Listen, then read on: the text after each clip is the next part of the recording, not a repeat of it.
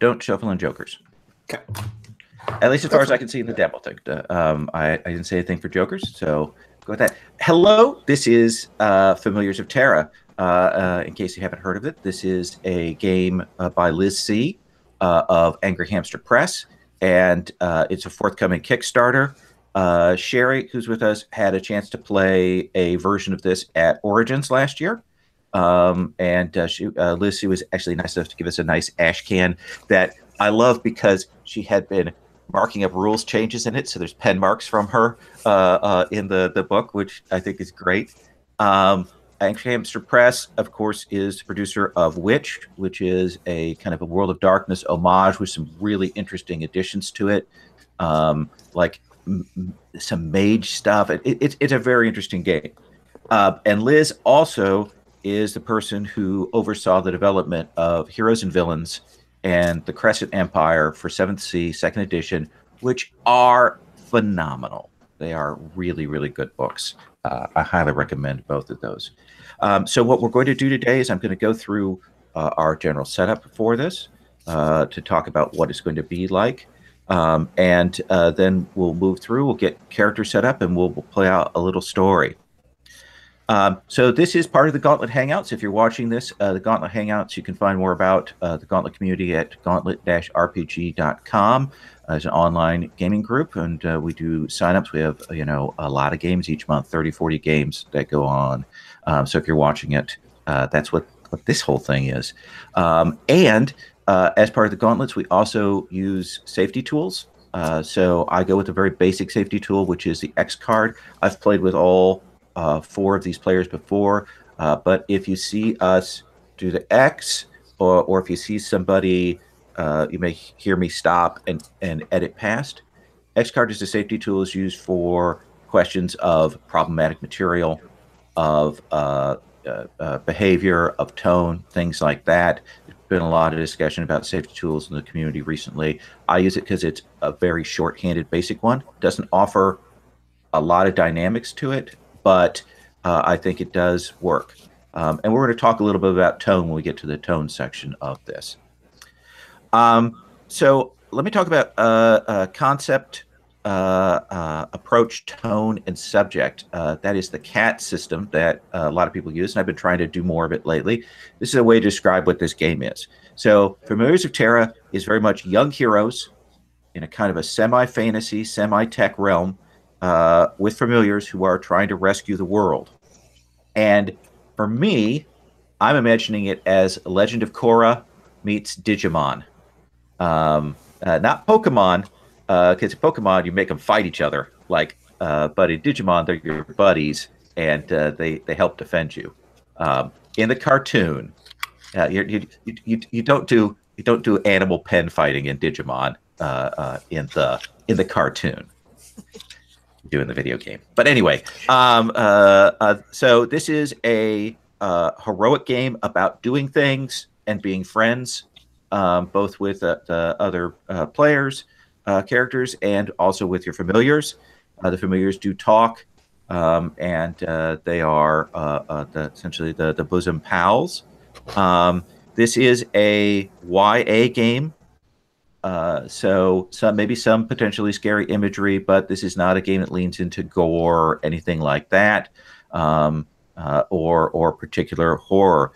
The world is one that has suffered.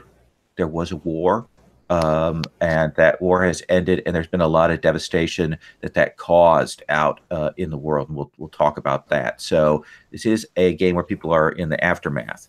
That means that we've got stuff about fallen world. There's themes of nationalism, there's themes of decay, exploitation. Those are all in there, but it's much more a heroic game. Anybody have any questions about the tone or about that setup that you want to address before I get into this? So hearing none, I will talk about this. So this is a continent of Tyr. It's rebuilding. The Vast War happened 50 years ago. And it left the landscape scarred.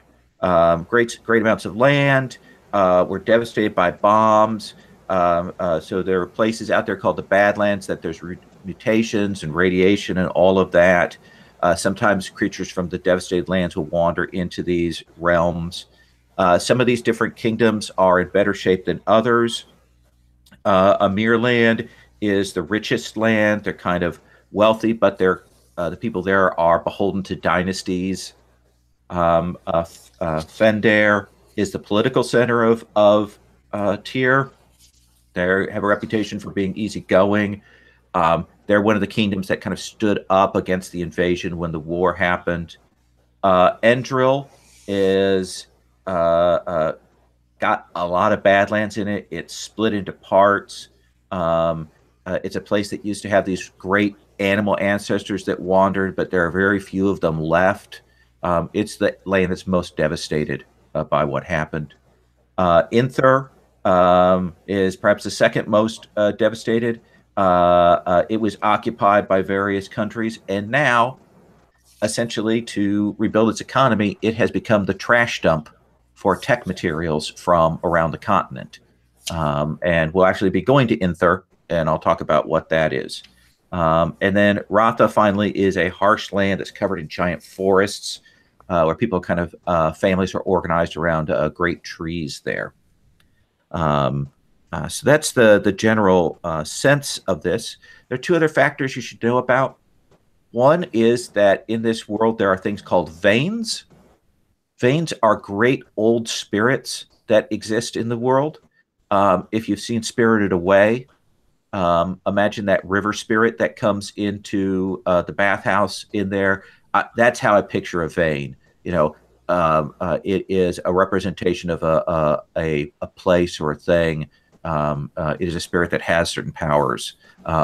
They are not evil, but neither are they good. They are that kind of neutral creature that abides by its instincts and desires. And then the other thing is there are legions.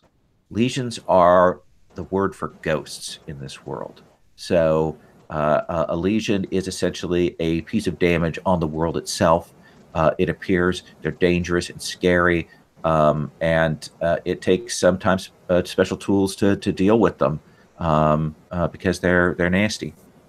System-wise, this is a game that uses cards. We'll talk about that as we get playing on through. It is a very simple combat system in that if you get hit, you take a point of damage. And people don't have very many hit points. So it's real simple. There's no damage rolling, anything like that. So with that in mind, I want to go through and have the four players introduce their characters, how they're picturing them, what they're imagining, and their familiars, and tell me a little bit about how they picture the personality of their familiars. And then we'll ask some relationship questions to kind of build things up. This is a game that can be run a little shy of 3 hours or until we're done. And we will take a break at the midpoint. So let's start with Ren. I'm going to work on the character sheet holder that we have. We have a Google Drive sheet holder that we're using. Ren, if I could have you start and tell us how you're picturing yourself, who is Ren and what are they about? And what pronoun you want to use for Ren as well. Ren will be she, her. Okay. Ren used to live in Endril and was an engineer. Most of the time spent her head deep within books and working out, stuff like that. She was never really an animal kind of person until she met her bonded familiar, Fawn. She only recently bonded with him. They had a kind of connection. A few friends had told her that something was wrong with Fawn. They didn't know what it was, and she started taking care of her. But the more she took care of her, the more the bond fonded. And the more she looked over her, the more things seemed to be really wrong with her. And she couldn't figure out what the real problem was. So she decided that she and Fawn would go on a pilgrimage to figure out how the war is going on. She's slightly sassier than she'd like to be. She only carries a sass behind her back. And she doesn't have time for anyone else's bullcrap. Mm-hmm. Because she works hard and she prefers to simply think things through before things go horribly wrong.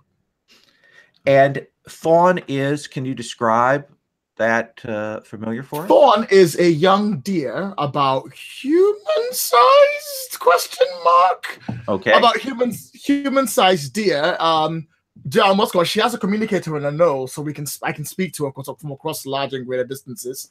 She usually, I don't tend to ride her unless something is going on, because I like to give as much break as she wants, because I'm still not quite sure what the problem is. But most of the time when I am in any kind of situation, I will be on top of her and we would go into combat or battle or conflicts together. So we work very well as a team when it comes to that. Her agility and my wits usually tend to counterbalance our faults and problems with that. She's quite light and she's fairly all good, but she constantly seems to be aloof and staring away. She's like a cat in deer form. Okay, a cat in deer form. That is probably the most evocative thing I think you could say for that. I love it. Thank you very much. Next, Messily. How do you want to say that? I'm going to go by Jess. It's Messily Jesselyn Kinbath, but I will forget all that, so it's Jess. Okay. And Jess is he, him. Okay. And is kind of standoffish. He's from a place where things are a little bit more dangerous. People suffer a little bit, so he's always been very interested in taking care of people. I think his mother was ill, so he helped take care of her. This is, medicine wise or physically, bandaging her up.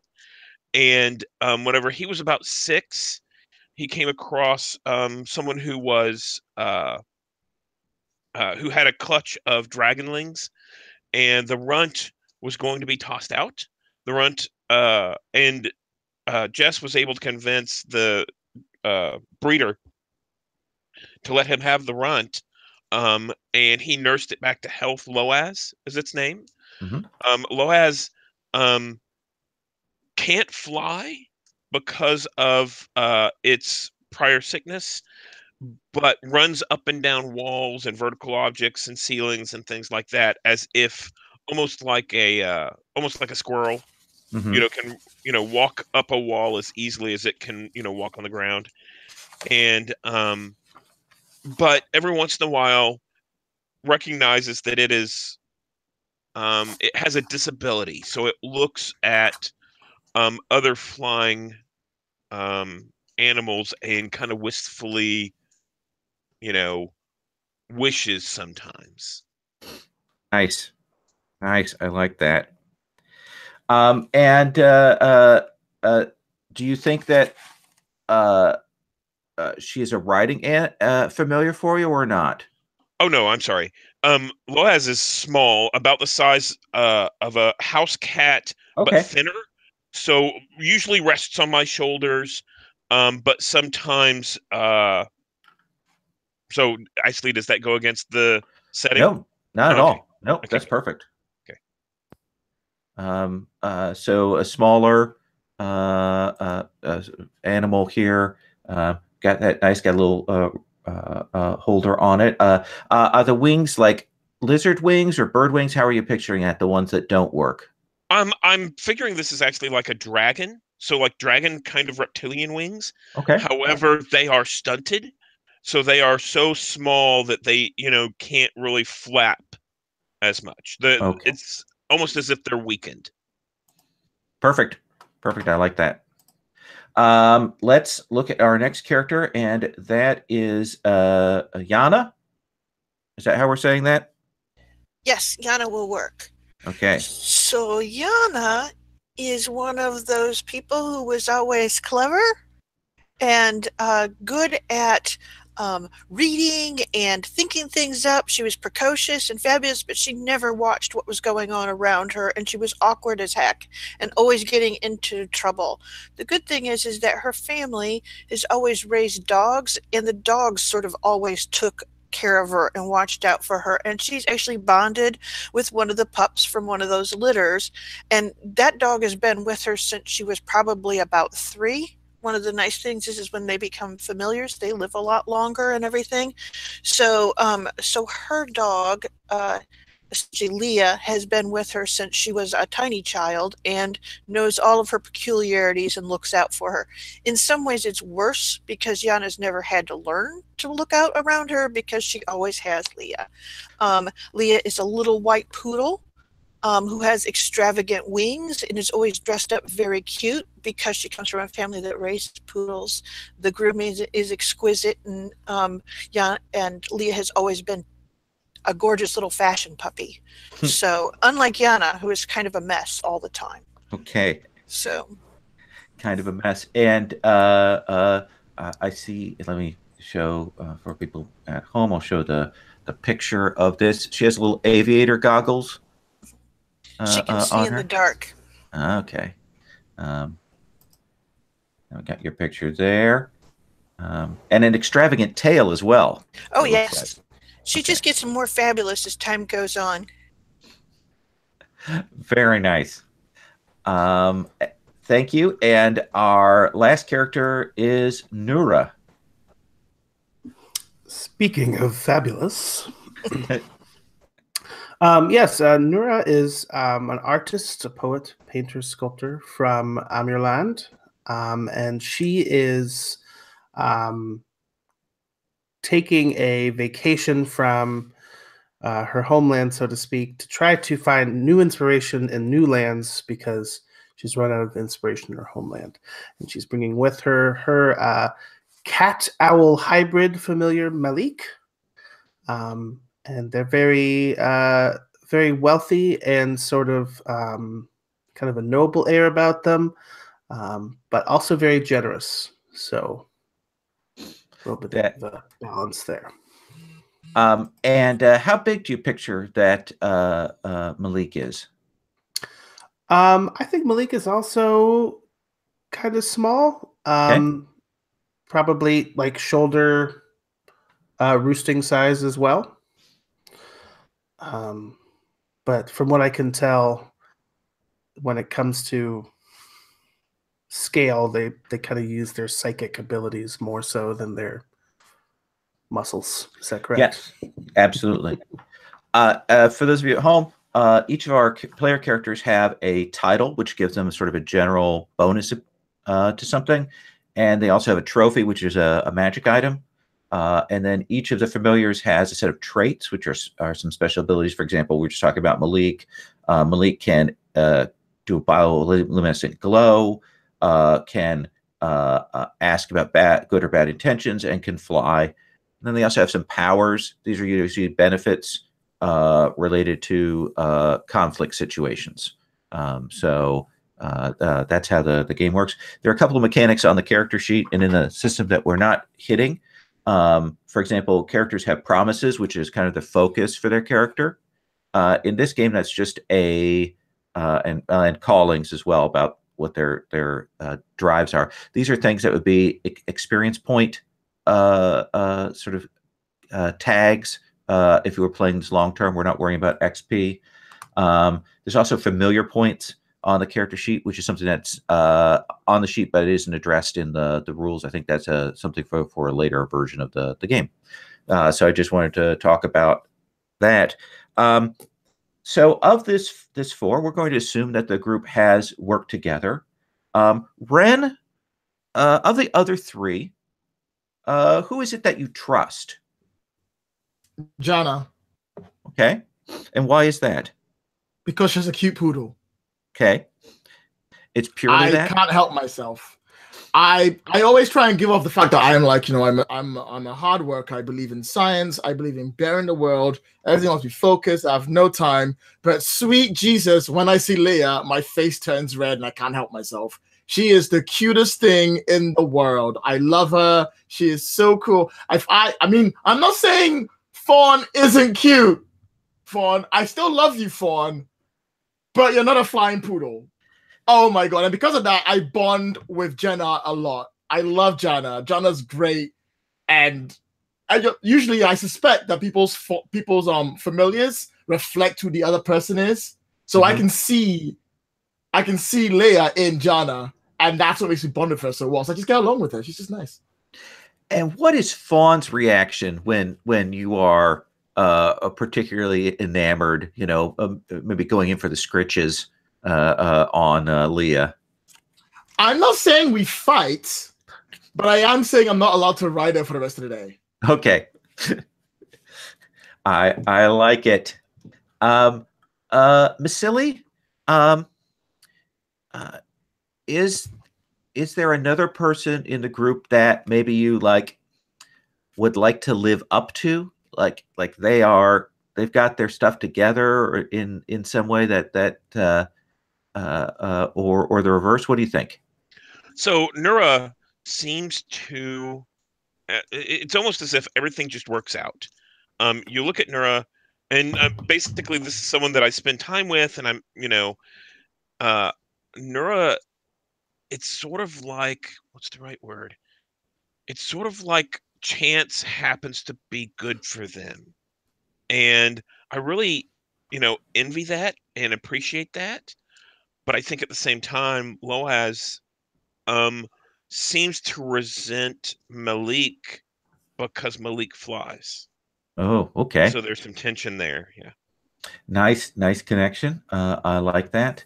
Um, what color is Loaz? Green. Okay. Kind of an iridescent green. Yeah. Like, yes. I like that. Yana, um, you helped someone of the other three out of a jam, either deliberately or by accident. Who was that and what happened?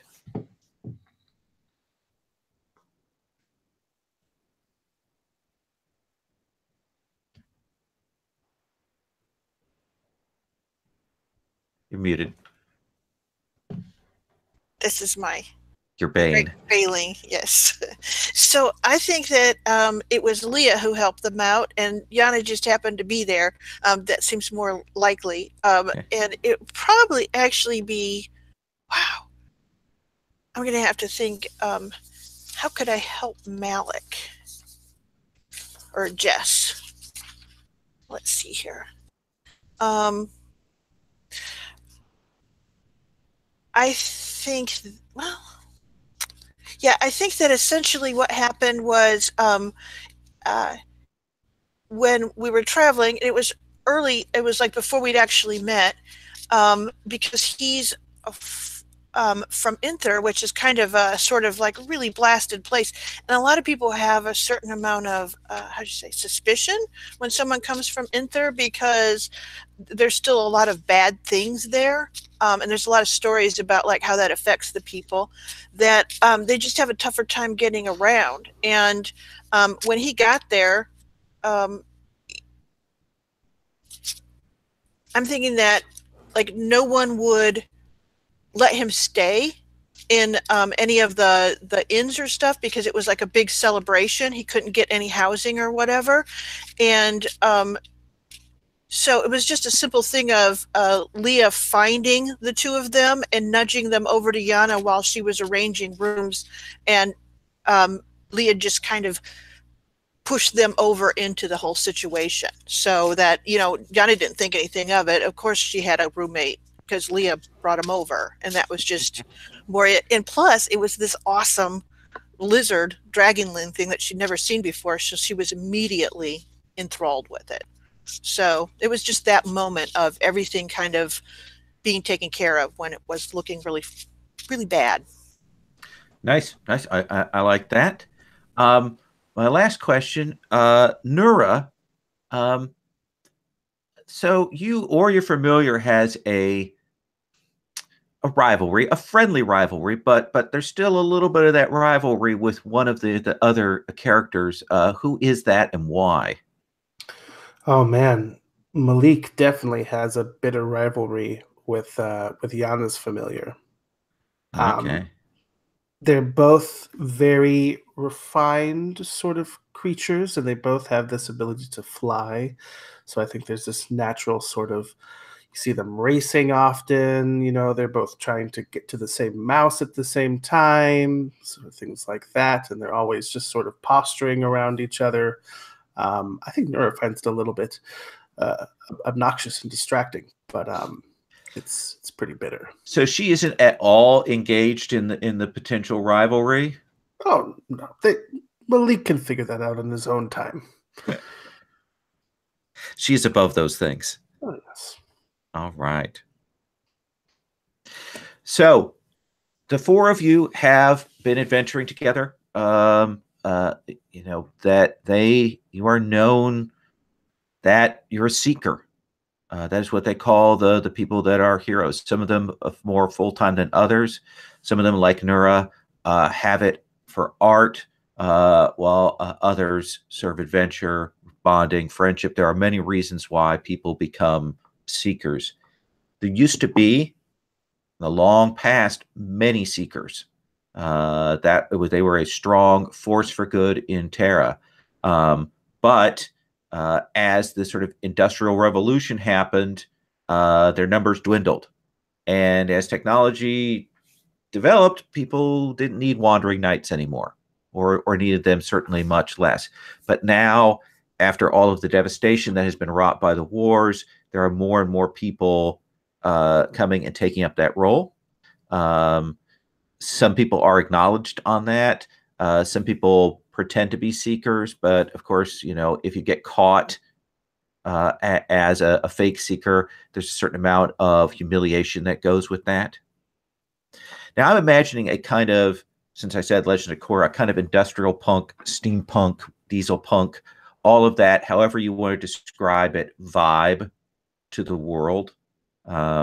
Just generally, if you've seen the board game Scythe, I picture that a little bit in some places, but also Legends of Korra, and then we've got all that material out there. So I'm going to tell you where we take up, and then I'll kind of throw you into the mix. I'll ask you some leading questions going into this. There is some communication between the different lands and cities. They say there are media outlets and things like that. Let's actually figure out what that means for the purpose of this, because we don't have that defined. So I'm going to start. I'm going to go in the same order that we did with the character questions and so on. So Lloyd, I'm going to throw this to you. What do you think the communications is like? Is it wires? Is it etheric? What do you think the media thing is like in this world? So it's industrial, right? Yeah. I'm kind of sort of stealing the idea from this, but I reckon it's spreading like waves. So I reckon there's a cloud of like information, not like the cloud like internet cloud, but an actual living cloud that goes from city to city and travels, and you put your information through it in some kind of way, either through lights, actually probably through like serpent lights that you send through into the sky, like usually about once a day, every 24 hours, and it travels throughout the day to different parts of the city or different parts of the city, and it gets together, then flies off to another city. So information comes around and goes every 4 days through this cloud. It's like light cloud that takes all the information in that you give up. I like that very much.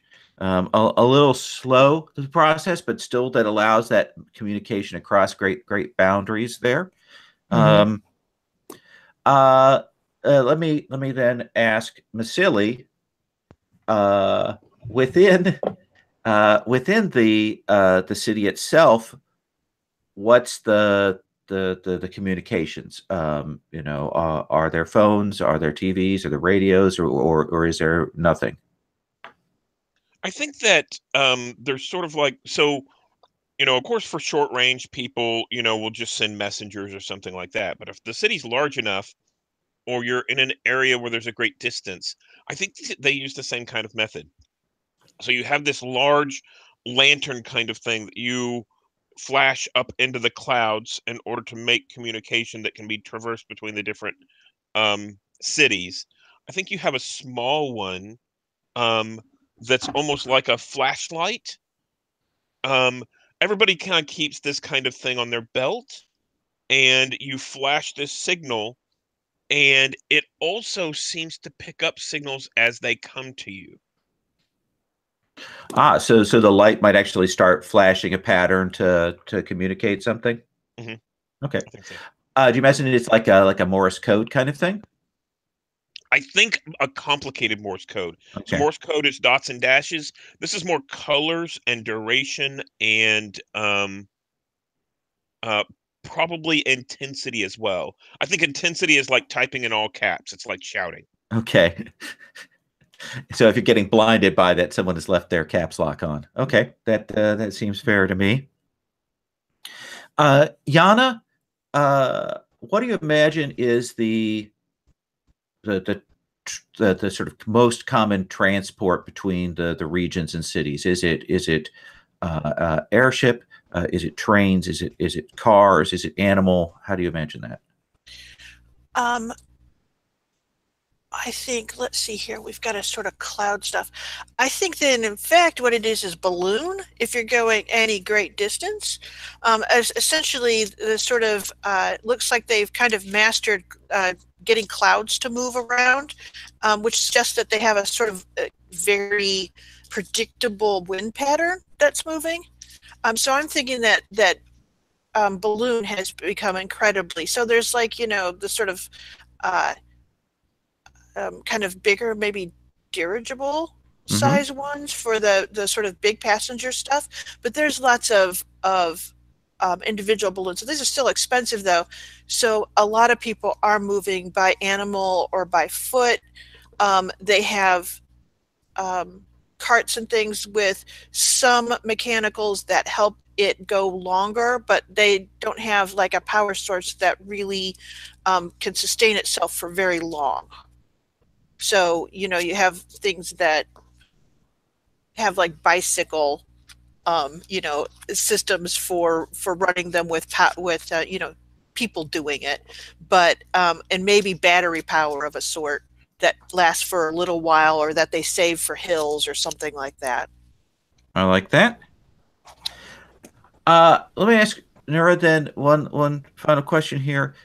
Let's assume that there's one form of art, music, dance, painting, drawing, writing, poetry, that is like still like there all the other arts are valued, but this one, people who master this are the ones that are truly admired. What would that be and why? I think it's actually gardening and landscaping. I think it's all about after the aftermath of the war, trying to bring back the beauty and vitality of the land, and trying to honor and respect that. And hopefully, if the new generation can come and appreciate what the land has to offer, maybe another devastating war could be avoided if they know what's at stake. Nice. I like that. Rediscovering lost plants, caretaking, gardening. Very nice. So you four have traveled to Inther. As I said, it's the country that's been most devastated by the war. You have heard tell as you were traveling that it's probably a place that I think that Maseli comes from. So you would have received word, and you weren't that far away from Inther, that the city of Toved, that there were things going on there, problems occurring, and a call for seekers to come and help them. Now you would have traveled through Inther. Some of you, it may have been a new experience. Others, have seen this before. Again, is a city, a nation that has some rolling hills, things like that, but there's a great deal of it that is desert, with small protected farmlands, but great swaths of desert and mountains of trash. All of the tech trash, all of the goods, the leftover bits and things, all of that comes to Inther. And there, you will see throughout the day great, hovering sky ships coming, and they come and hover over a great mound, and they open up the bays and things fall.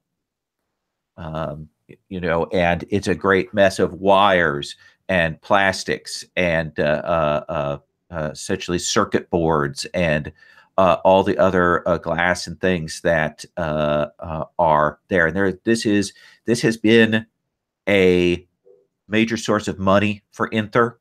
Some of that goes into great factories that lie outside of towns, where they do use those and reprocess them. Great recycling facilities. That while this is gaining a lot for Inther as economically, it is also belching out that kind of black smoke.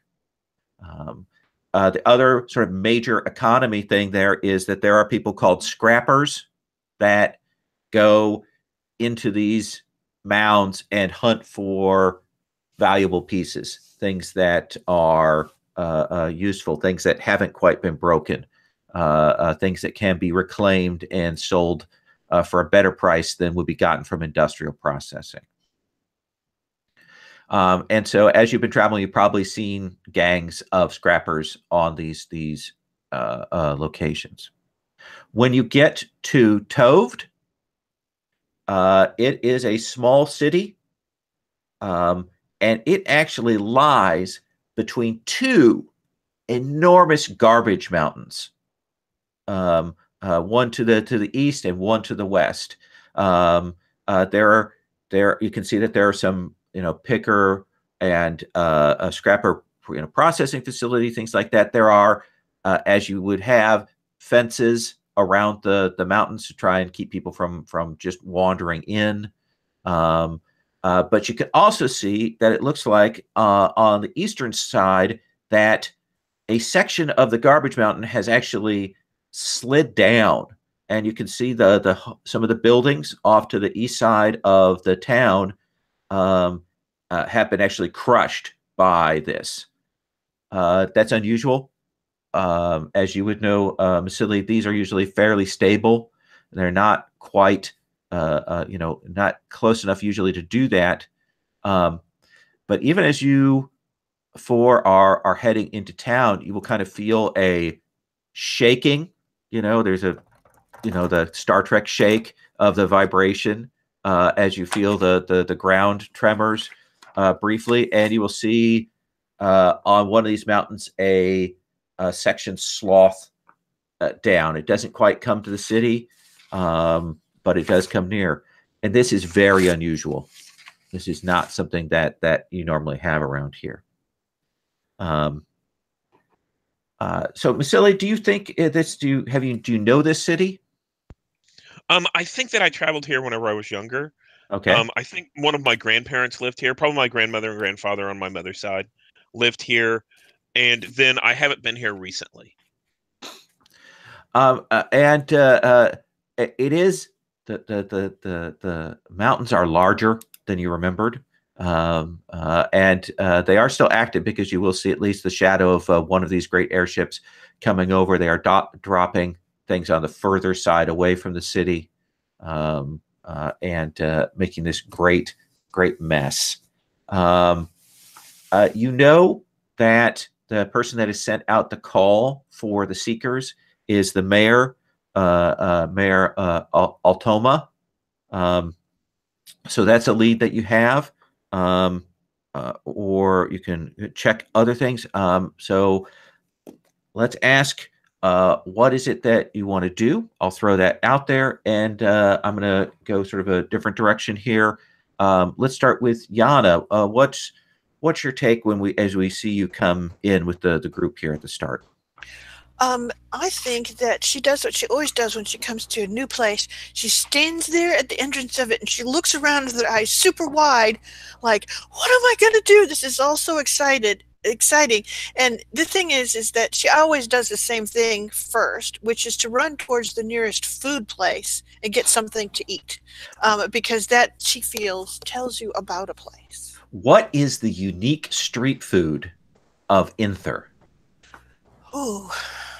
I think that they have these kebabs that are, it's like vegetables and meat like you would expect, but they also put these like blobs of dough on that like puff up really big on the stick, and they're like, of course, they're covered with all of the flavors from the other things that are on the stick. So it's super yummy and crispy and filling. And so, yeah, she comes back with a handful of those for the rest of the group and herself. She bought one of each kind. She expects a bite from each of them. You know this. I assume that some of the dough is more chewy on some and some more crispy, that kind of thing. Yes. Different spices. Green spice, red spice, brown spice. So she comes running back with this. Ren, what's your take when you come into this new town? Well, I'm the person who's very much waste not, want not. So seeing this much electronic trash lying around, I'm already calculating in my head, well, I'm sure I probably use that for something important. Maybe something different. I don't know. You can only build a house with house. Like, that's what's running into my head as well. But I get distracted halfway through when I smell these like dough kebabs. Which I'm like, ooh. I sort of saunter on over towards John to try and grab like the very first one if I can. Oh yeah. A little poppy seed dough mixed in there on the kebab, probably a kind of a lamb and some different colored peppers. Of course, it's a fantasy realm, so the peppers are like purple, that kind of thing. And as you can dig in on that, Nura, you're an artist. What's your take on this? Oh, I think that Nura might be seeming like a little melancholy, like seeing this huge piles of trash and stuff. Maybe she's like, this isn't beautiful. This is so sad, and why is it like this?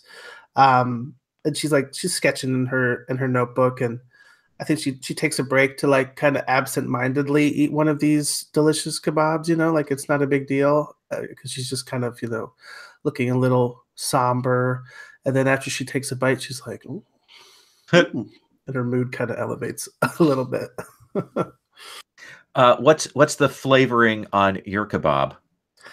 Well, so it was a very like subtle one, but now it's getting hotter and hotter, and she accidentally picked the secretly spicy one. So she's trying to maintain her composure, but she's got steam coming out of her ears. Oh yeah, is spicy food common where you come from? Oh yes, but not like this. Okay. They must have, maybe they're trying to cover up the smell in the surrounding area with some strong spices. I don't know. So the difference between, say, Indian spice and Korean spice there Sure. in the flavorings. Yeah. All right. So you have that, Masili. I'm going to come to you because you're native to this region. So what is it you want to do? How would you approach this situation? Jess is basically normally whenever he enters a place, he's a little bit more hesitant. He, lets someone else kind of take the lead and all that. However, as you've traveled through Inther, you see that he's kind of gotten a little bit more confident. He feels more comfortable in this area. So, like, whenever Yana comes back with the kebabs, he, describes each of them a little bit and then takes one for himself.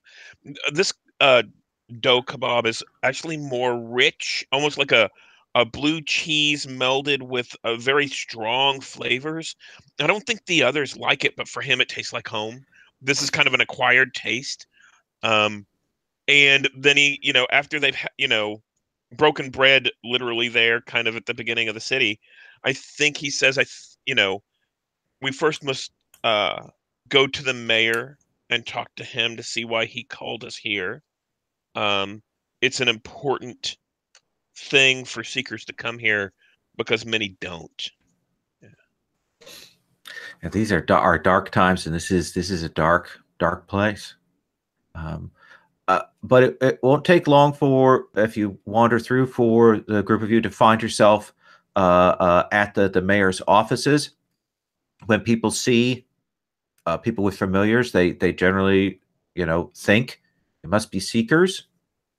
And when you come in, you'll see that word has already reached Mayor Altuma, and he is standing there kind of waiting for you. He's got, as everyone here has, a little bit of dirt and smudge to him, but he's pretty well dressed. I have a picture of him on that third tab, and has a decorative marker of his station.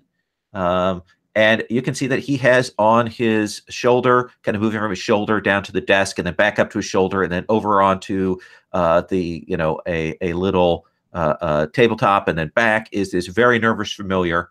That is this little weasel. It is a little chilly out, so the weasel has a little jacket and scarf on. Weasel / ferret, and he's like, Seekers, you have come. Thank you. I apologize for having sent out so wide a call. So Jess kind of steps forward and introduces each of the other Seekers in kind, along with their companions, and says, we appreciate your hospitality, and we'd like to understand what's going on, and then kind of steps back, kind of more into the fold. Thank you. So, as you can see, our city has one of the largest sets of tech dumps in the nation. Though our city is not large, it has been well placed with the winds and travels to receive these goods. And if you went further on past these offices into the center of town, you would have seen the great market where the scrappers go and trade things. So we've done very well. Our dumps are high, and sometimes there have been problems, but of late it has been much more severe. A few days ago, there was an earthquake, something unheard of in the region, and it brought down sections of both dumps, and we lost some homes, and many people were injured in that. Houses were crushed. We gathered rescue teams and so on, and we still have teams at the lowest edge of it, still hunting for survivors. There are still many names that we have not found so far. Those of us who have familiars have been taking turns going out and assisting. But that hasn't been the last of it.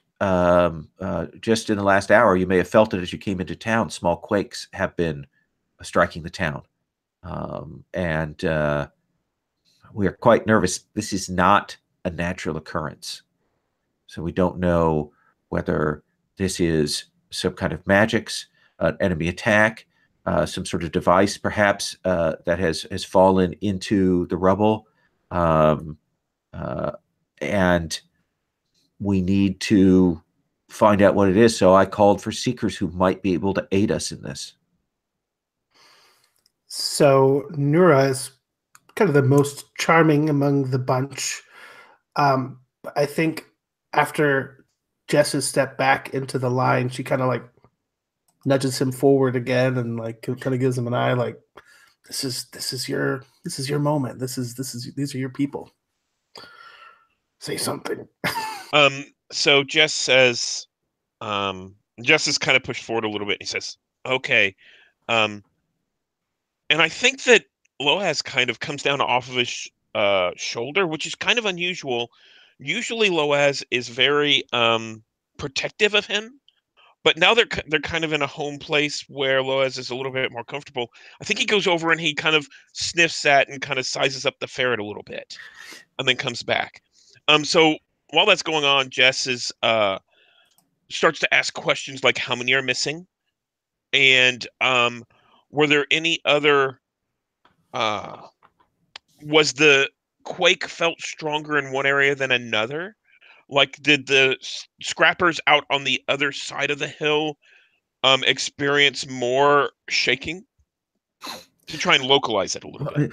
It definitely seems to us, though it's hard to tell when you're on the ground with something like that. It's difficult to say, but it definitely seemed like the eastern of the dumps seemed much more affected than the other. There are maybe 5 or 6 now we have not been able to find, but we do have rescue teams looking to that. I know that the eastern half has had trouble of late. I can direct you to the foreman who oversees that. That's overseen by Amirko, and he may be able to tell you what the situation is there. I know that they've had some problems even before this.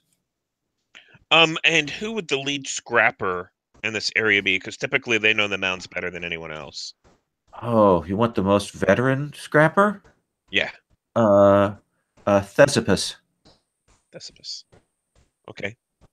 So I think those are good places to start, and we will return in the evening for our quarters and to let you know what we find out. It is much appreciated. I thank you for being willing to do this.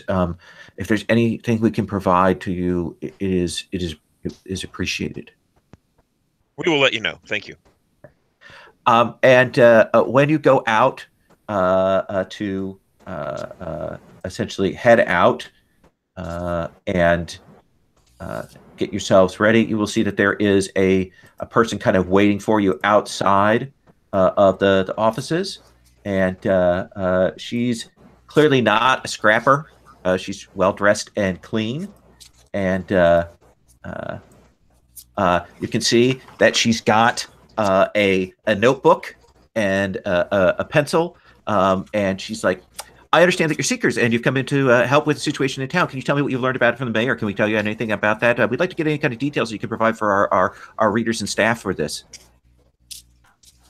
I will interject at this point. I'll be like, "Hello, sorry, we're not asking any questions until we have done our duty. Please excuse us, you're getting in our way." So is that a confirmation that you're here to work on the earthquake situation? It's a confirmation that you're in my way. Excuse me. Please excuse me. move. Pardon me, Seeker. Thank you. I'm sorry, what was your name again? I didn't give it. Have a good day. Anonymous Seeker with deer. Seems frustrated, angry. And so she does kind of tag along behind you for a while, clearly like writing down brief descriptions of you. All your failures will kind of look back at her. Eventually, she'll head off to essentially where the broadsheet office is. They probably take all the recycled paper and put it into pulp sheets that get posted up in places. But she does keep an eye on you. So where do you four want to head? I actually put this out here as a general question, which I normally don't do. All right. So we have the foreman we could go see, or we could check out the veteran scrapper. It's a good place to start. I would suggest we try the foreman. At least you can introduce yourselves to them to find out, we've spoken to the head office, spoken to the smaller head office. Then we can break out and speak to everything else, and we can also find out more information about maybe other people from the foreman. That's my suggestion. I think it would be good just to let them know that we're going to be poking around. I also think it might be good to get an aerial sight of the trash mounds to see if there's anything that you couldn't normally see. Oh, that's an interesting idea. You're a genius, Jess.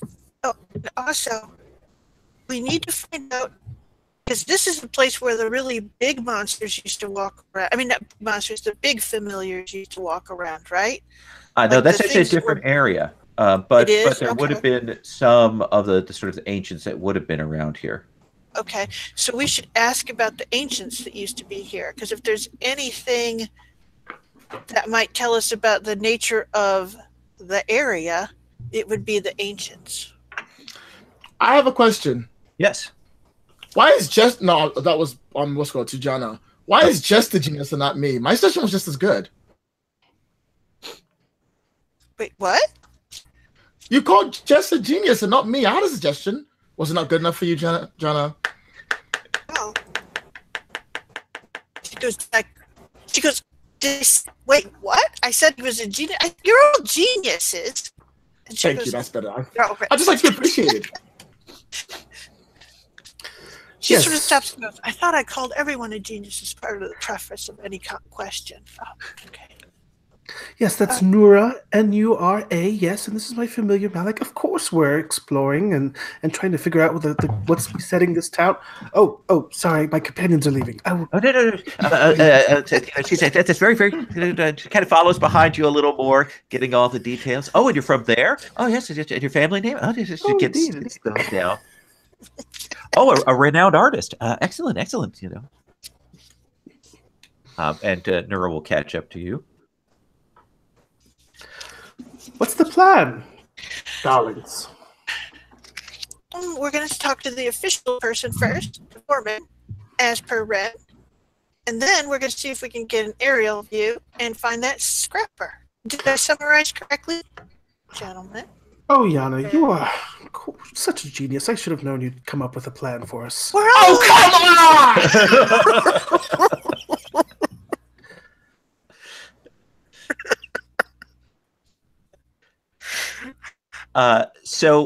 Would you like to do this as a sequence of things, or do you want to split up to handle these matters? What would you like to do? How would you like to handle that?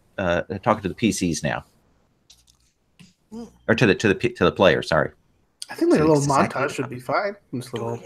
Talk to this person. Okay. Let's start. You said with the foreman, and then we'll talk about Ariel. And then we'll talk about that, and so we'll pick a lead on each of those things. So, who's the person I'm going to the discussion with the foreman? I'm going to the foreman. Okay. Masili, you will head in, go to the offices there. They are down below, kind of industrial area, dirty. You'll see some of the scrappers coming and turning things in. Big fences here. On the outside, sort of marking the perimeter. They can move them, but there's definitely security. And you can also see halfway up the mound that there's some markers on there as well. But eventually they will get you in to talk to Kern. Kern is the foreman. Older guy. I've got a picture of him there. Grumpy, eye cataract, got a little tattoo, a marker. Hey. So, did anyone else come with me? Yes, I will be with everyone. Okay. Okay, so Yana's with you. Okay, so I step in and I say, sir, I appreciate you taking the time to see Just us. Kern. I know that you're very busy. Just Kern. I work for a living. Don't call me sir. Okay, Kern.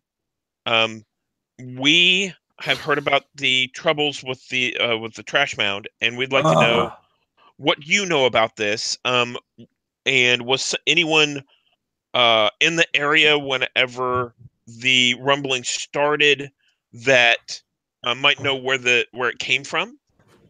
Why wasn't the other trash mound affected as much? I want to see, how well you work with this guy, how well you can kind of convince him. So I'd like you to draw a card, and we'll do this against your charm here. Okay. So I draw a 2 of diamonds. Okay, perfect. So he's very amicable. You've got a pretty young woman with you. And you've got familiars. You're obviously a seeker, and you're a native. So there's a lot of circumstances that make him pleased to see you. He'll go, well. So as soon as we got the rumbling, we pulled people off the mound as much as we could. We, the top is dangerous, so we only let people go a certain way up. So we pulled people back, and it was the usual teams that were on there when it happened. But we've had problems lately. We've had a bunch of break-ins, even before this whole Quake thing went down. We've had essentially the scrappers, when they come through, they're kind of licensed. And we look over their stuff to make sure they're not taking anything dangerous out. But there've been some people who've clearly been going up and pulling things out. So that's been a problem. Have you let the authorities know to watch out for some of these items in the market? Well, see, I don't know what they're taking, but yeah, we're always on the watch for people for things. I mean, that hazardous have got the rad marks or anything like that that might get out there, or weapons or anything like that. They know to keep an eye out for it. So why do you think that your trash mountain has been more affected than the other one? I mean, are they having break-ins as well? You see him pause.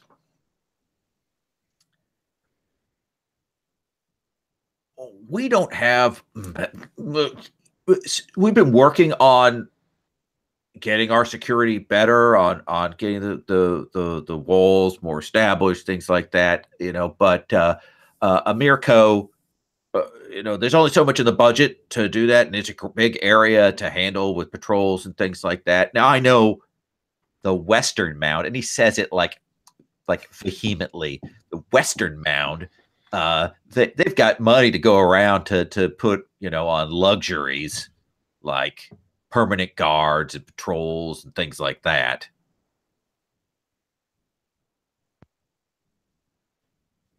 That must be very frustrating for you. You can't even imagine. Oh. You said that you've seen that people have been breaking in. What are the signs of these break-ins to your mound? We found clippers, places where they cut the fences and rolled in.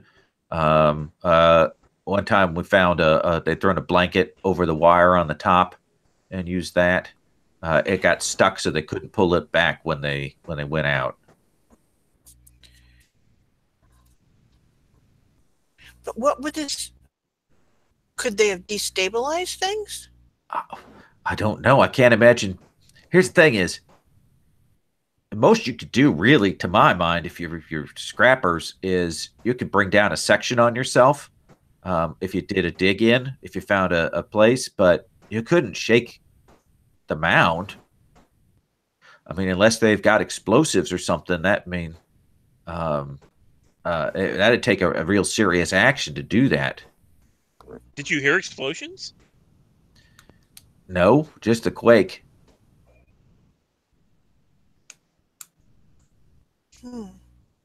Let me cut from you guys and that discussion. Shall we do the aerial search? Yes.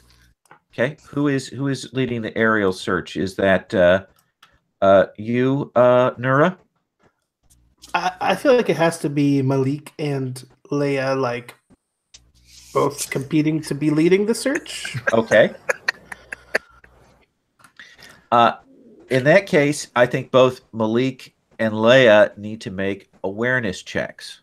Oh, all right. We want to pull under, right? Yes. That is a 2 of diamonds. Ooh, I get it. the same card he pulled. I got an 8, but my awareness is 10, so I succeed. I've drawn another 2 of diamonds. So I will give each of you some information, and then I'll let each of you ask a follow-up question. So what Leah will spot is that a ways up on the mountain, past the line of the sort of the flags and stuff, there's actually like a little shack built there, a ways up, and that looks unusual. It's on a side that hasn't like slid very much, and it looks like a kind of an old established shack. And you think, okay, well, that must be a place where people, maybe it's a break place or something like that. But in fact, you see some people like there. You see this woman washing clothes.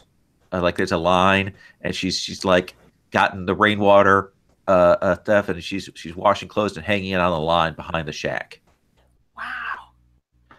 Wow. What Malik will see is you did a 2. It's a very good pull. We're going to do a margin of success to kind of read level of success there. as you're coming around, and we're maybe 3/4 the way up on another side of it, it does look like there is a passage, like a hole or like a tunnel that's there. It's been covered over, like some work has been done to conceal it, but there's definitely some kind of entryway at a high point on the mound. Let's start with Leah. Leah, I'll let you ask a question here with your assistance of your companion. Okay, yes, Yana will ask the question. Let's see here. So about the house, I suppose. Does it look like there's an entire family here, or just a couple people, or just this woman?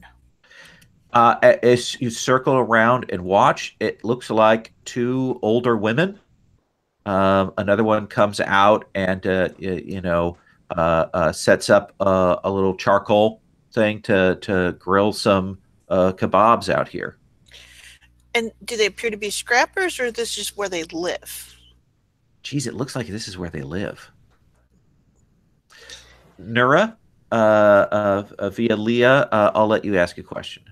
So I think Malik really, really wants to be the one to find the very best clue on this hunt.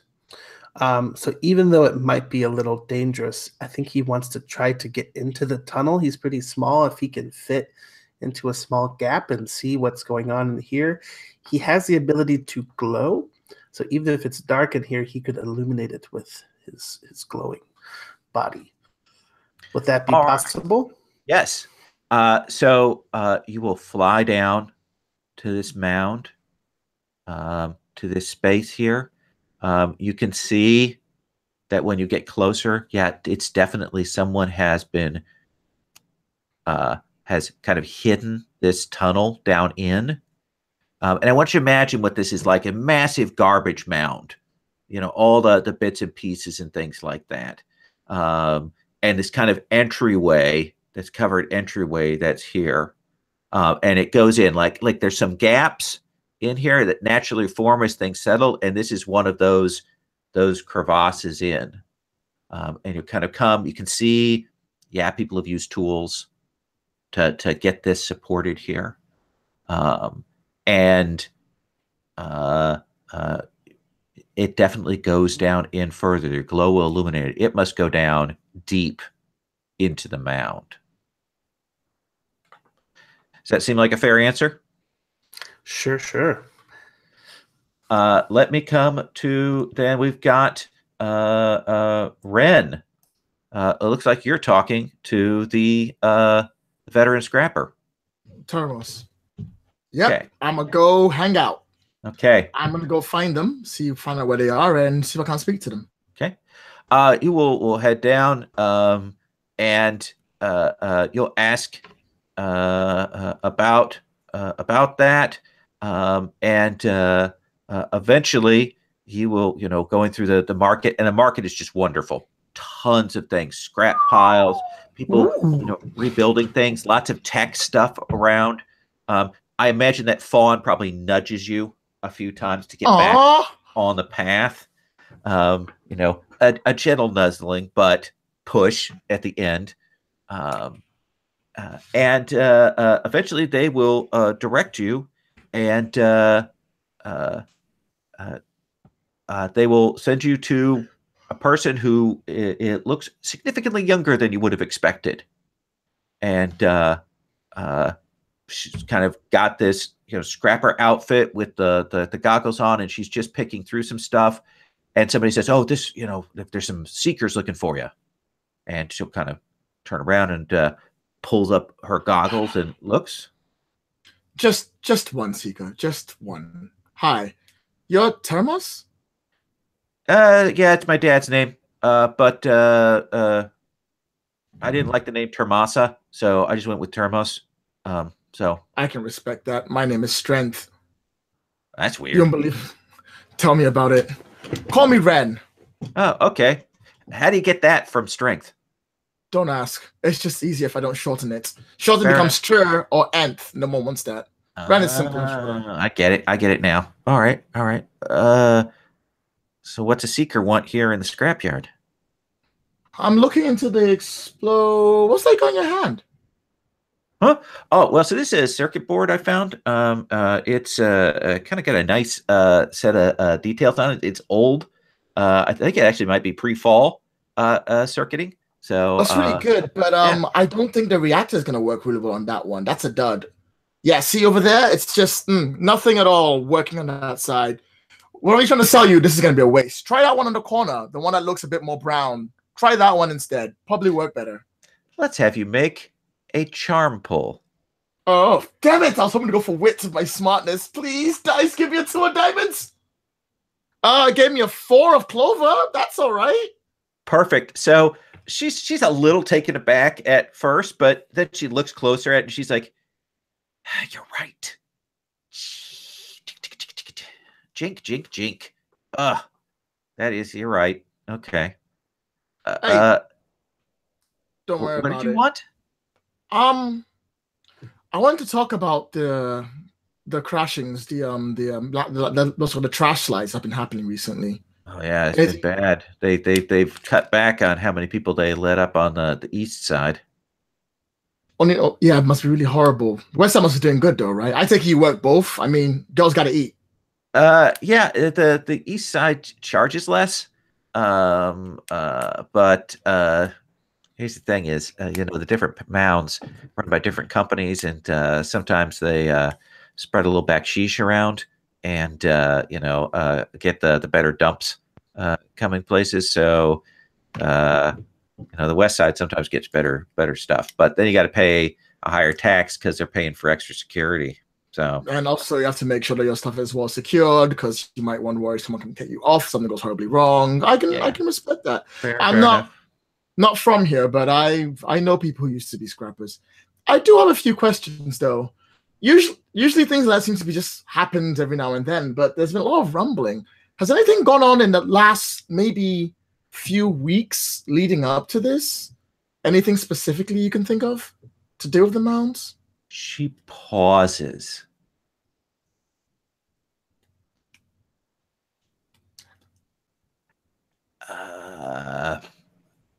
I'll interject. I'll go, listen, I know it might look into trouble here, but information doesn't technically have to come from you, if you know what I mean. And a lot of lives could be saved. And the fawn is also probably giving her, the good cop, bad companion, kind of look there. And she's like, okay. So about 3 weeks ago, the Barkin brothers tried to sneak some things through after they did a job, and they got caught, which means they got their scrapper privileges pulled. All right. But I heard, and again, I don't want this to come back to me. I heard that they've been going back in and that they found something big. And as I understand it, big, like literally big, because apparently they bought up some like equipment. What kind of equipment? Like some big bags and things and lifting stuff. Some pulleys. Anything else? That's all I got. I wouldn't mess with the Barkin brothers, though. I promise I won't go anywhere near them. And the fawn goes and looks at you, tilts his head. I sort of like give it a nudge, like anywhere near them. Thank you very much, Hermos. I appreciate it. Hey, if you ever need a person around the office, I mean, I'm around for a few days. Maybe I can like go through some of your stuff. We could probably find something cool together. Office. She laughs. My office. Yeah, but we'll think about that. And I'll smile at her and give her a wave before I head off. Okay. Let me cut back. Is there anything else we want to do with the foreman? Any other questions you want to ask? assuming that information has been passed between players. We always do that for this kind of thing. Ask about the Bacon brothers. My throat just came out. And you, Yana, do you have anything? I guess the question would be, do you have any suspicions about who it is that's been breaking in? And yeah, he will confirm the suspicions about the Barkin brothers. They're already unpleasant. They get into fights. They're a long time. Their dad died on the mound, and some people think that they maybe pushed their dad down the mound, but nobody can prove anything.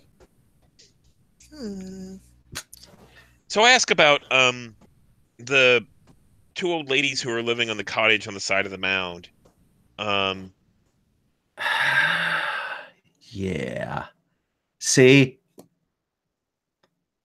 it kind of see the mound's been around a while, and I haven't always been foreman, and the previous foreman, my mom, and her wife. Well, when she retired, she loved the mound so much she built a little shack on one of the places that they don't do the dumps on anymore. And I have been trying to get her to come down off the mountain, but she won't. Even though, I mean, there have been the shakes. So all it's going to take is one good shake, and that whole thing is going to come down, but she won't go. And yeah, my mom won't listen to me. Would you mind if we talk to her? Oh, you suit yourself. And I think we'll take our 5-minute break here. This is a good point. Since we got the sort of information mystery, we'll take 5 minutes and then we will come back. Okay.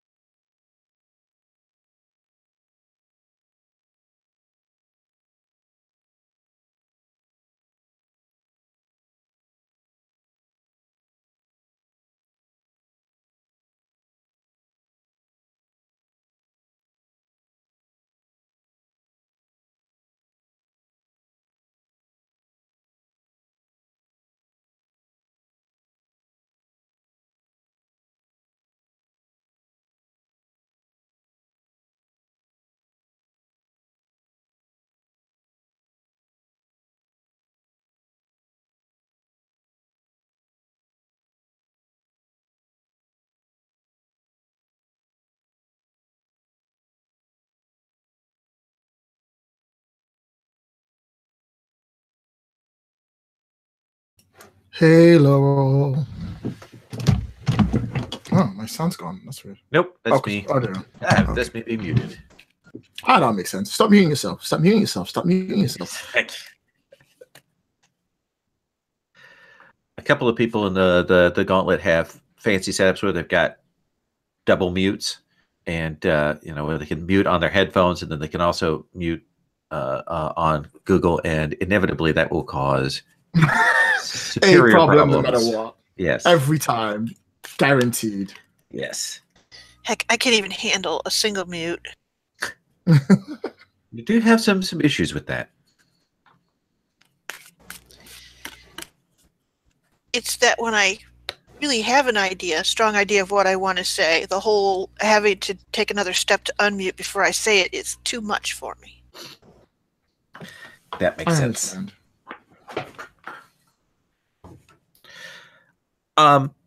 So where is the scene with the four of you plus your companions getting back together to talk? Is it at a tavern? Is it at the mayor's house? Is it at the base of the thing? Yes. Lloyd, did you have a question? Yeah, no. I was supposed to say, could we meet back at the dough kebab shop? Oh yeah. I mean, we've established it. It's there. What about the best kebab, little carts that they have are right here at the base of the mountain where all the scrappers and the workers work? Yeah. So there's a big competition for the different kebabs as they roll their food carts over at the lunchtime here. They're a little irritated because they need more business because some of the scrappers, they're restricting the number going in, so there aren't as many scrappers working on the mound. So they are excited to have new people here to try this out. So, Stephen, you brought it up. What is the best kebab? So basically, for most people, for visitors, that the kebabs they're going to bring out have sweet and honey drizzled kinds of things. For the workers here, it's going to be a much more savory kind of thing. It's going to have, stronger flavors.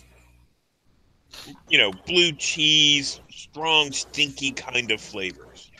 Okay, like all the great British stinky cheeses there, Wimsey and all of that in there, and mixed in, and they do the roasting over the fire, and then they have to very carefully do it so that the cheese will run down onto the bread and stuff.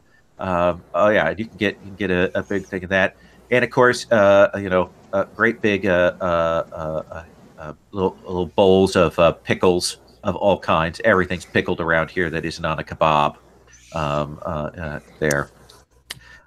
So the scene is: do you imagine that your companions partake of these kinds of food, or they have their own thing?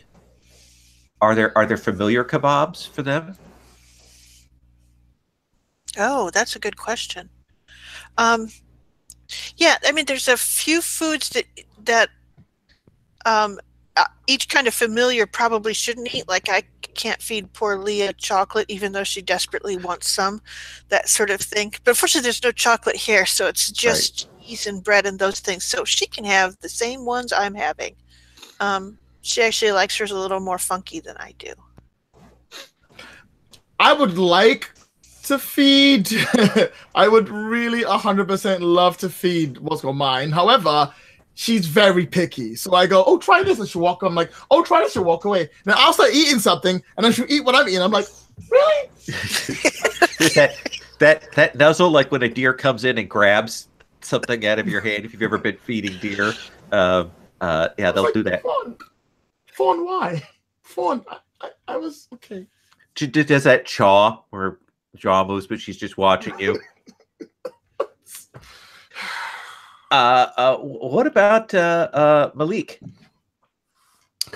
So Malik is normally, seen to be like kind of preening at his feathers and is feeling particularly self-satisfied after his find in the dump. But the fact still remains that he's both half cat and half owl, which means he likes mice twice as much as anything else in the world. And so I think They have Everyone a else familiar is kebab for him. they're all like kind of eating these kebabs and trying the flavors and stuff, but you see like Malik just like darting in the trash dumps, like looking for little rodents and things like that. And maybe I I call out to him at one moment and he kind of like peeks his head up looking a little guilty, covered in soot. See, a little soot, maybe a little bit of tail, because sort of dangling out there. Mm-hmm. I like that. And what about for Loaz? So Loaz actually just kind of rests around my shoulders, and as I eat, you'll see this head kind of come out and take usually a piece of bread or something like that and chew for a little while. And then as Malik kind of does this energetic hunt through the trash heap, Loaz will kind of perk up and look for a little bit, then come back and take a piece of bread and watch and chew. That's a good one. Kind of munch on it a little, look around. Does he have any kind of preferences for what he's eating? So right now it seems to be mostly the bread of the one that I chose today, but yeah. That makes sense to me. So you four can exchange information and talk about what it is you want to do.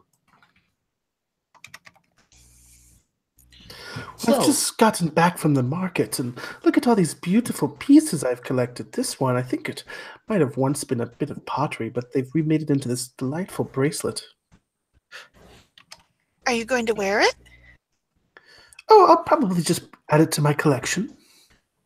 It'll see the light of day one time, I'm certain. It's a bracelet. There's nothing special about it. It's just, I don't even, okay. Well, it's a lovely bracelet. It seems like you should, get an outfit to wear it with, right? Oh, wait, why should an outfit with the? Yeah. Something that has the same colors and that same intriguing asymmetry. Yes. And it only cost me like 20 credits or whatever, which I think everyone else would realize is like an extremely exorbitant rate for this piece of crap. That was my salary. I think Yana just goes pale when you say that. So. Well, back to business at hand, though. Where I'm from, I'm very used to dealing with people of wealth and corporations and companies and things like that, and they don't always tend to act in the most honorable way, I must say, as shameful as that might be. And I wonder about these Barkin brothers, what sort of resources they might have at hand, and if the competitors indeed are interested in the downfall of Amirko, if they might not be financing these brothers in order to get them this large equipment that they need to uncover this big secret. Or am I just being paranoid? Well, it's certainly a complicated reason. You don't think it's just that there's something in that crevasse that Malik found?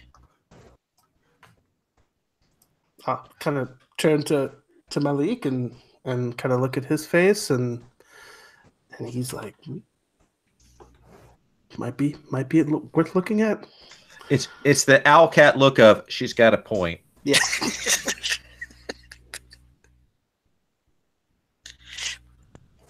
So what I'm thinking is, and this actually kind of scares me, is that we need to see what's down there. It is quite a ways down. How far is the shack from the crevasse? It's probably a good 15-20 minute clamber. Okay. Point of order on that one. I feel that's a decent idea, and you are a genius for coming up with it. But why don't we eliminate all the processes that we can eliminate now? Why don't we go see the Barkin brothers?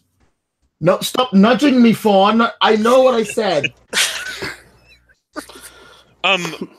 Ren, I think it might be best. The Barkin brothers seem like trouble, and I like the idea of meeting them in an advantageous way. So I kind of like the idea of catching them red-handed.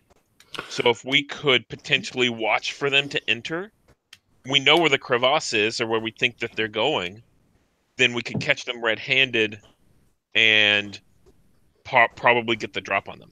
What do you think of that? Oh, Jess, how clever of you.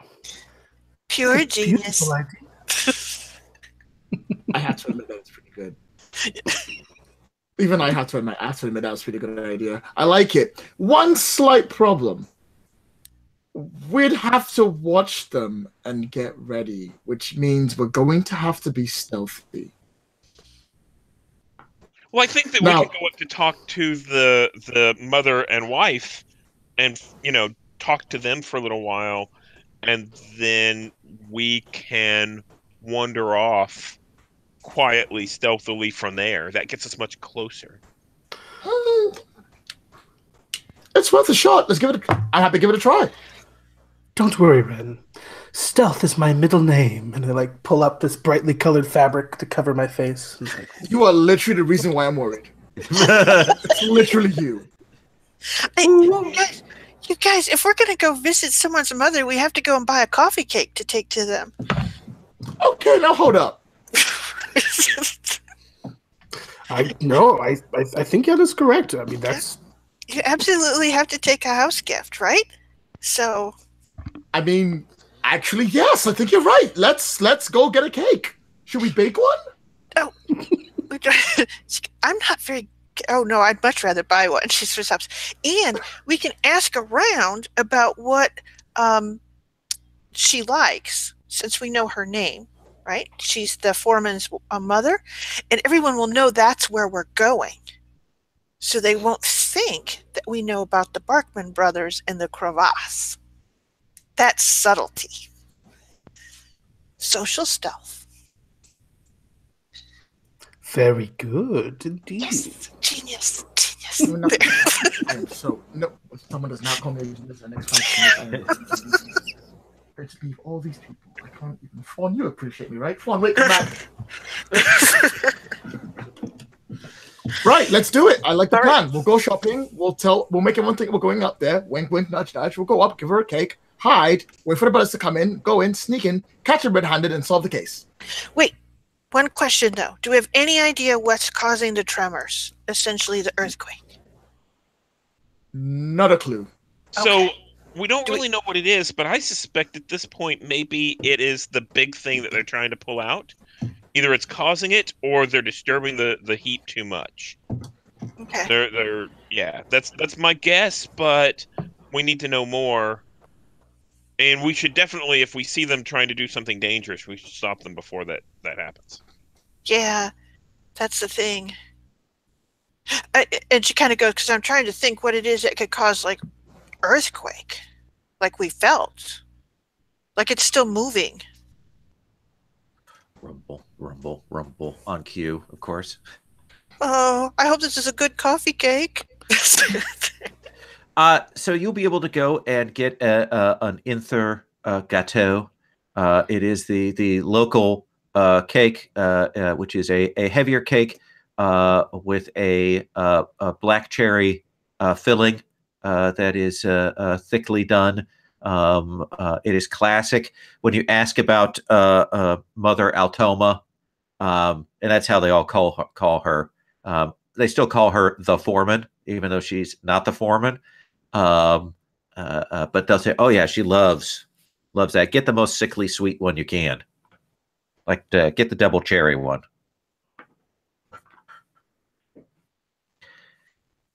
Got it. And you can go and get one of those. And so your intent is to make it appear that you are going up to visit her without any kind of other wariness. Does that seem right? Yep. Okay. Let me have one of you who hasn't made a pull yet. Who hasn't made a pull yet with the cards? Has everybody made a pull? Okay. So if everybody has made a pull, then let's have Nura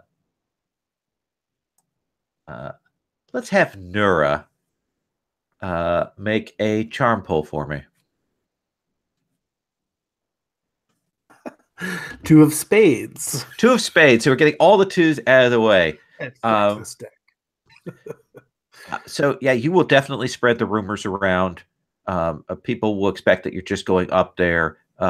If the boys are watching because there's some seekers that came into town, they will not be suspicious. Sound good? Perfect. Let me ask you this then: if you are hiking up, let me start with you, Yana. What's the first big challenge to getting up this mountain of garbage?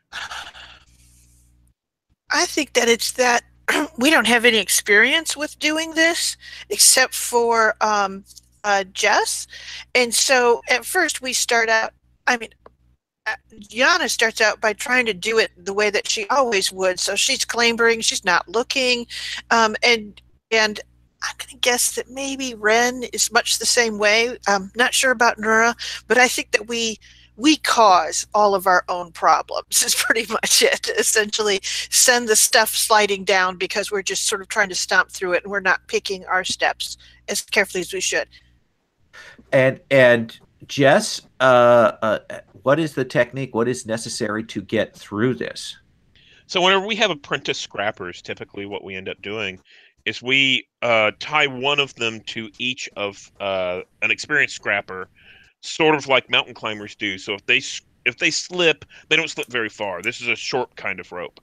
Okay. So we go through this process. However, there's 3 inexperienced climbers here, so we're constantly like trying to pull people up and make sure one person slips, they cause the next person to slip, and everybody braces, and so it's this slow kind of climb up. Yeah. And probably scrappers down at the bottom who are watching, and they're not laughing loud enough that you can hear them, but they are probably chuckling to themselves. And we can see them point. Yes. Every once in a while. Yeah. But eventually you guys get your feet under yourselves and move up as it's getting on later afternoon here. You're maybe about halfway up. What's the next big challenge, Nura, that faces the 4 of you as you climb?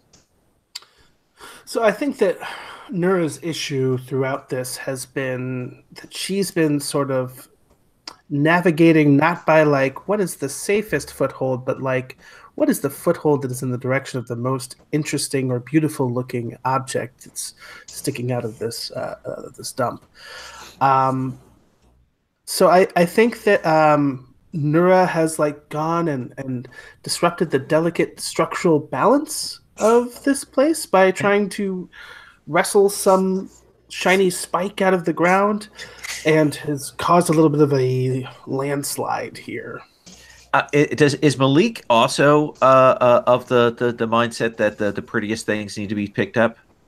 Oh yes, absolutely. Okay. So Ren, how do you fix this chaotic potential situation here? So I clearly can see that this is going to be bad because we're just going to keep moving to the nearest shiny things. Ooh, those things are quite shiny. Actually, we should go towards them. Oh, no. Focus. So what I do is that I look, I see where her eyes are going, and I look in the direction we are going for something that's shinier, and I point that out to them instead. And that's how I get us going along the right path. Of course, once you're pointing out the most shiny things, it probably is a little bit of a race between Nura and Malik as to who will get to it first. I don't know why they keep doing that. I don't understand. I mean, it's not gonna, we can't even take it with us. Okay, never mind. Well, Malik, you scratch at your talons. Wait, let me take a look at it. Hold on. Flipping around it. Hold on to it there. They work together. Why don't you just take the thing together? I can't deal with this. This is one of those few times when Fawn shakes her head in absolute sympathy with you. For Loaz, is this a good environment for Loaz, or is it more challenging? What's his takes? I think he's patient.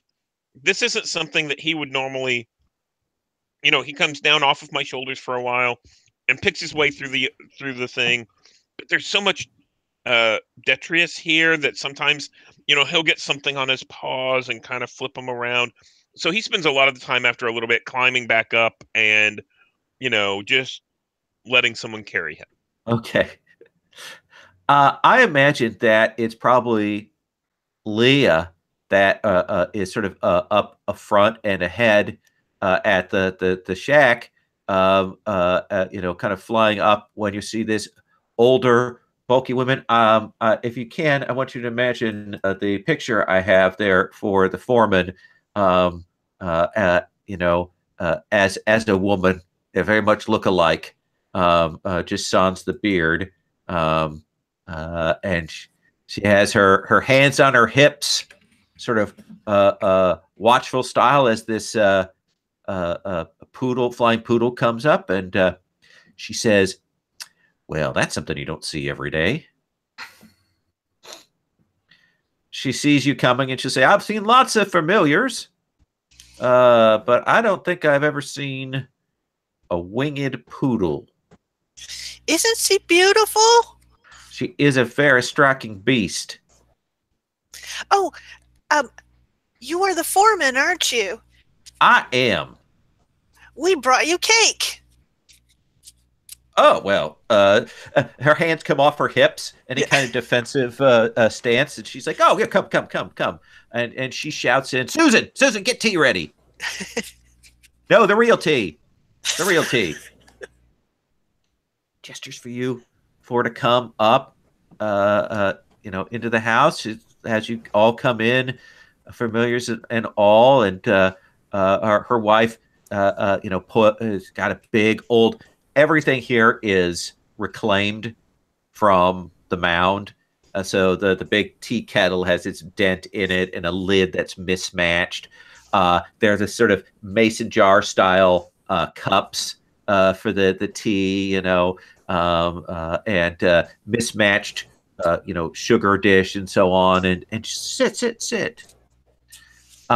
Opens up the cake with a reverence, like the lid comes off, and she admires it. "Oh, you went to Sono's." Mm-hmm. "Oh, yeah." She'll take it out. She goes and get a cutter. She cuts it very carefully. Serves it again on mismatched dishes.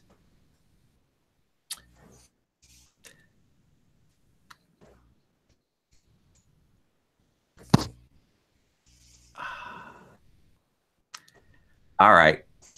What do you come for? Did my son send you?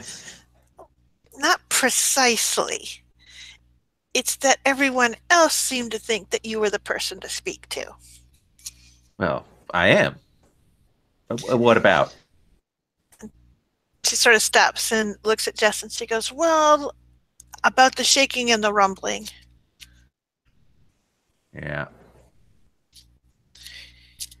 She goes, "Know what that is?"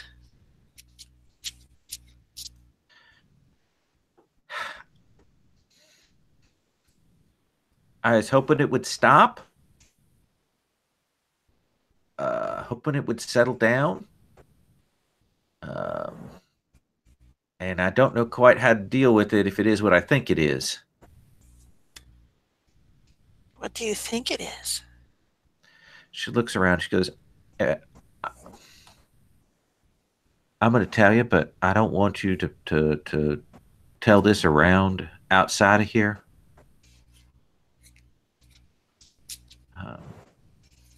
When I was young, and we were choosing out the locations, we just started building the pile, just started getting it set. There was a thing that got born here, and it's kept everything solid and safe since then. It moves between it takes some of the pieces, the best things, it pulls down to the center. It's what you call a vein. Okay. It is the vein of the trash heap, and it has kept these two mounds steady for years. I haven't ever seen it act like this. People might be nervous if they knew that there was a vein, especially one of this kind of stuff, moving around. So I have not told others about it. So it probably has its hoard like down at the bottom of these mounds, right? I'd guess so. Of course, no place that I could get to or anybody else. Oh, what if someone could get to it? That would not be good. You think that's what's going on? And she sort of looks at Nura and Malik, and she kind of goes, they saw a huge crevasse up from the top. Things fall in sometimes, but wow. It's possible. Sometimes we get the gaps that form in there. Those are always dangerous. Scrappers will go into those and then they fall apart and it'll come in on them. Not a place you want to go. You don't have to.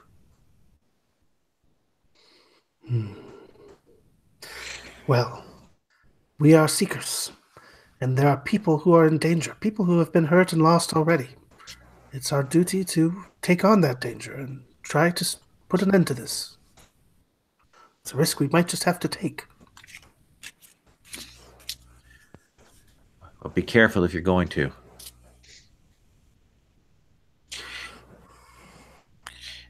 And she sort of stops and says, I think that we are. If we fail, though, you'll have to get some people together and collapse that crevasse so people can't get to the veins hoard. All right. I'll keep that in mind. And she will finish up the cake. It's vanished before you even know it. Though the delicious tea, pretty strong, will be fed to you. And probably as you finish up with this conversation, night has started to fall. It's time for stealth mode. Oh, please kill me. I think that Nura consulted Jess on proper Enthier like scrapper garments, and I think that maybe there's like a little shot where Jess is helping me put on this cloak. I say, "Oh, I didn't see it at first, but there's something about Enthier that is quite charming and lovely." And I think basically this cloak that we put on is already dark in color so that the dirt and smudge doesn't show, but it's got numerous pockets inside. And this is typically for a scrapper's tools and maybe for some of the small items that they find. That makes sense.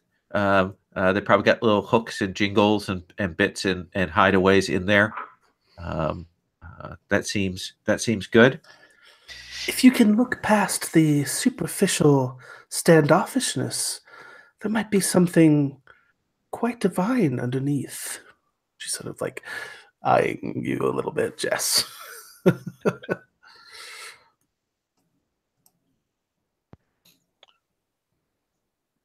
Is Jess one to pick up on subtle signals or no? I think that Jess doesn't recognize. I think Jess totally would pick up something from someone else. But I think that Nura's a little bit more subtle. And also I think Jess has this very strong image of social hierarchy. So why would Nura deign to be interested in Jess? Yeah. I like that. Ren. I look at them both. I'm like, outside, did something happen between you two? Did I miss something? It's at that point that Fawn just butts the back of you, like, ow! Like, shh. I think Jess kind of cocks his head and looks over at Nura with like a thoughtfulness. And let's get ready for the mission. Okay. So, as I understand it, you want to make your way over to the crevasse, essentially to that cave that goes down into the trash mountain, and conceal yourselves and wait for the brothers to arrive. Now, Malik, keep in mind, we are going in stealth mode. That means no flying. We must walk. Pulls its feathers in tight, grumpily. There. So, you guys position yourselves. You have plenty of time to set yourselves up quietly here. I don't think there's need to check for them not to see you.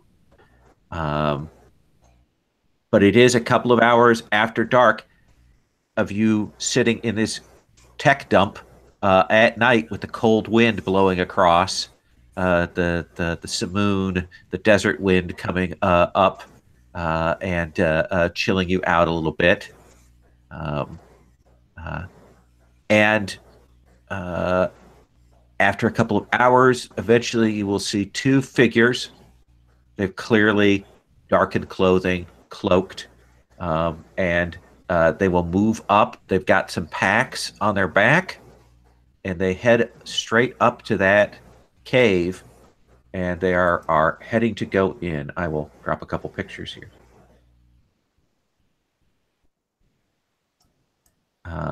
So my question is, are you waiting and following them, or are you confronting them here? I think the plan was to wait and follow them. Right, guys? We're supposed to catch them red-handed, yes. All right, good. Okay. Oh, hey, look. Hey, the blonde one's kind of cute. What? You're crazy. It's got a hair thing going on. I'm feeling that.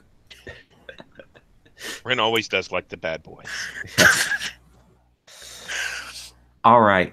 So they will head in and begin to clamber down into this garbage tunnel, down into this mound. And when you come in, they've got like a lantern that they light up once they get inside. So some of that light is kind of echoing back to where you're at. Imagine these walls of this cave are just layered, are just made of dense packed tech garbage and so on, bits and pieces, kind of sticking out, some jagged edges and things. You have to kind of walk carefully. So I need, let's just see when the situation changes, how alert they are to your coming. I need all of you to make an agility pull.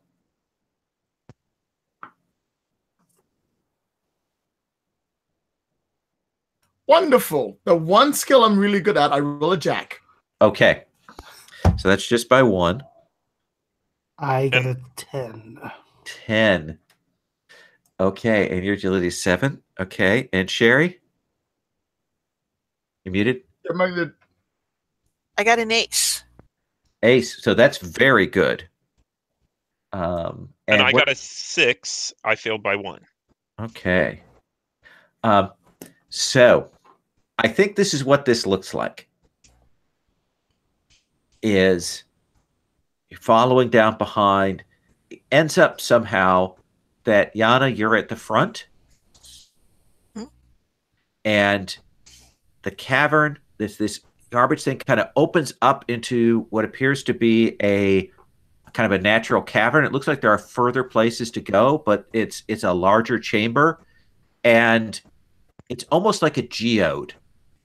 Like all of the bright, sparkly, crystalline stuff from the tech dump has been kind of pulled here and formed outside of this place. And you will see these two are going over to a spot sort of at the edge of it, and there are these two enormous eggs and they look like they're dragon eggs. Okay. And they are heading over there, and you will be able to slide yourself into position and kind of move, and you're like, okay. And it's at that point that the group kind of, there's a misstep. And it's a misstep at the back. And we're not going to name names or anything, but someone slips at the back, and then another person slips getting pushed forward, and the three of you will kind of slide, tumble down into the chamber. And these two guys kind of turn around fast, like, ugh! So I think that we'll go in agility order here. We'll just do that rather than making any pull stuff. So, Ren, when all of this goes down, actually, let's start with Yana, because Yana, you're in the room. We'll do that, and then we'll go in initiative order. Does that seem fair? Mm-hmm. Okay. Yes. Big chamber, 2 dragon eggs, a couple of creeps. You're in there, and there are your 3 companions have arrived. All right. So one thing is she's seen this place. It's like her heart is about to burst. Everything about it is the most beautiful. And those eggs are the most important thing, and they have to be protected. So I think that actually what she does is she moves as quietly as she can between the creeps and the eggs. So she's taking up that position, if that makes up any sense. Sure. Let me have you make an agility check. Okay. I got a 7, which matches my agility. Okay. So you will get over Mm-hmm. and kind of get yourself into position. And as you're doing that, you will see pop up on the shoulders of each of these creeps these enormous fat rat familiars. Like big black horrible rats. And you can see that they both have kind of gleaming teeth. They're clearly, a little bit older familiars, and looks like they are kind of nasty. So you've moved yourself into position. Ren, what do you want to do? You're the next. Well, the age of stealth is now gone, so Ren gets up, she dusts herself off, and she just walks on forward, and she's like, "Fucking brothers, I've been meaning to have a few words with you about the rumblings that are going on through town. Like, I'm totally meant to be here, and I'm perfectly confident." She's gonna walk on up, like, sup. All right. Let us have you make let's have it as a charm roll to impress them. Well, they're not impressed. I got a queen. Okay. So Well, what is it that goes wrong here? What undercuts your authority? I trip over fawn. Okay. So I'm walking through, like, I've come to ask a lot of questions, and you better go, wah! And I sort of, like, fawn sort of, like, leaps up and, like, nudges me on the side. I trip up and I slip and I hit the ground again. So then I get up and I dust myself and I'm like, you saw nothing. They are not impressed with me whatsoever. And you can see that Fawn kind of was leaping to get in the way because she's seen those rats and she recognizes the danger that they pose. So that's why she has leaped in the way. What about you, Nura?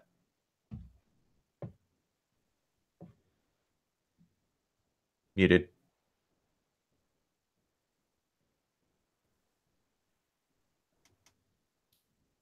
I think my cat might have knocked over my microphone. Oh, okay.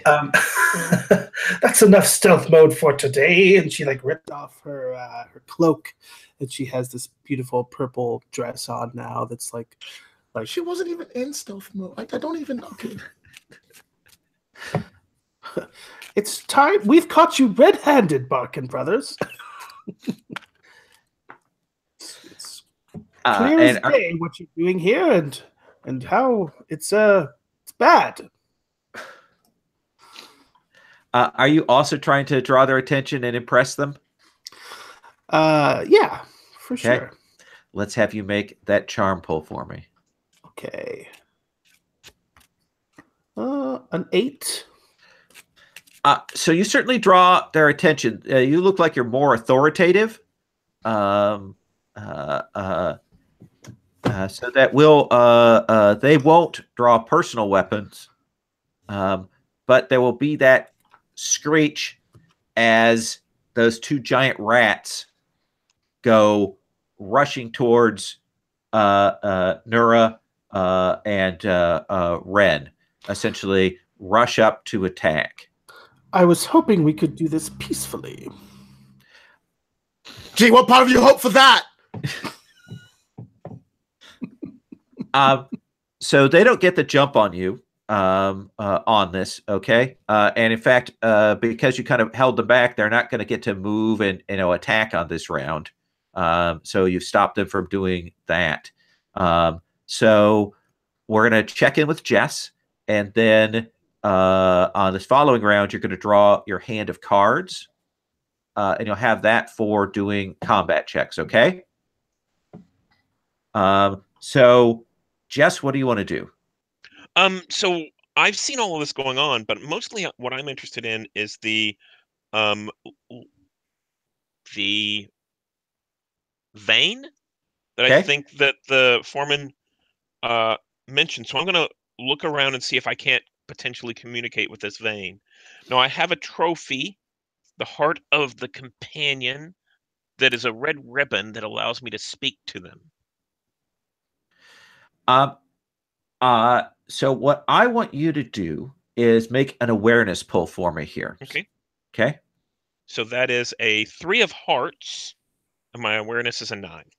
Perfect. So you don't feel the immediate presence of the vein, but you'll be aware of the other threat that's in the room. Okay.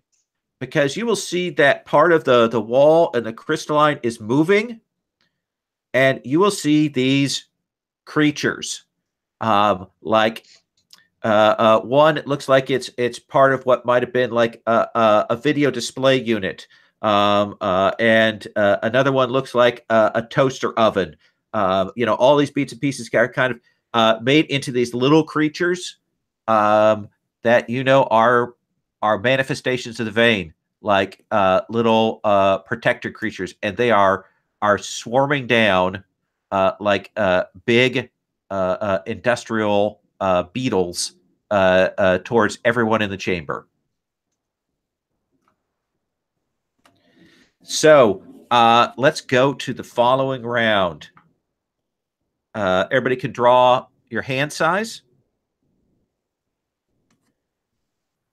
I'm going to do that. And let me see if there's any here on my powers that I have to turn over. I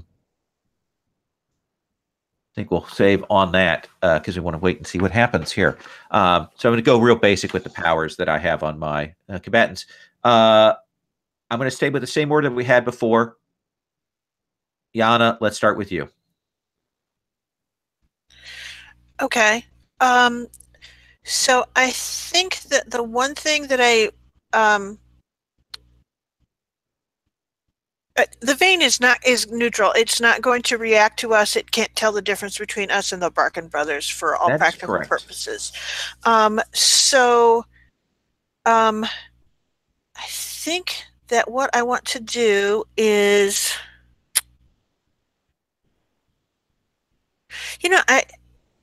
this sounds very odd, but I have something that's called the Necklace of the Dead.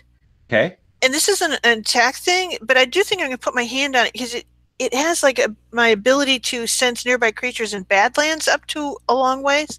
But it also is just sort of, I know that they supposedly killed their father.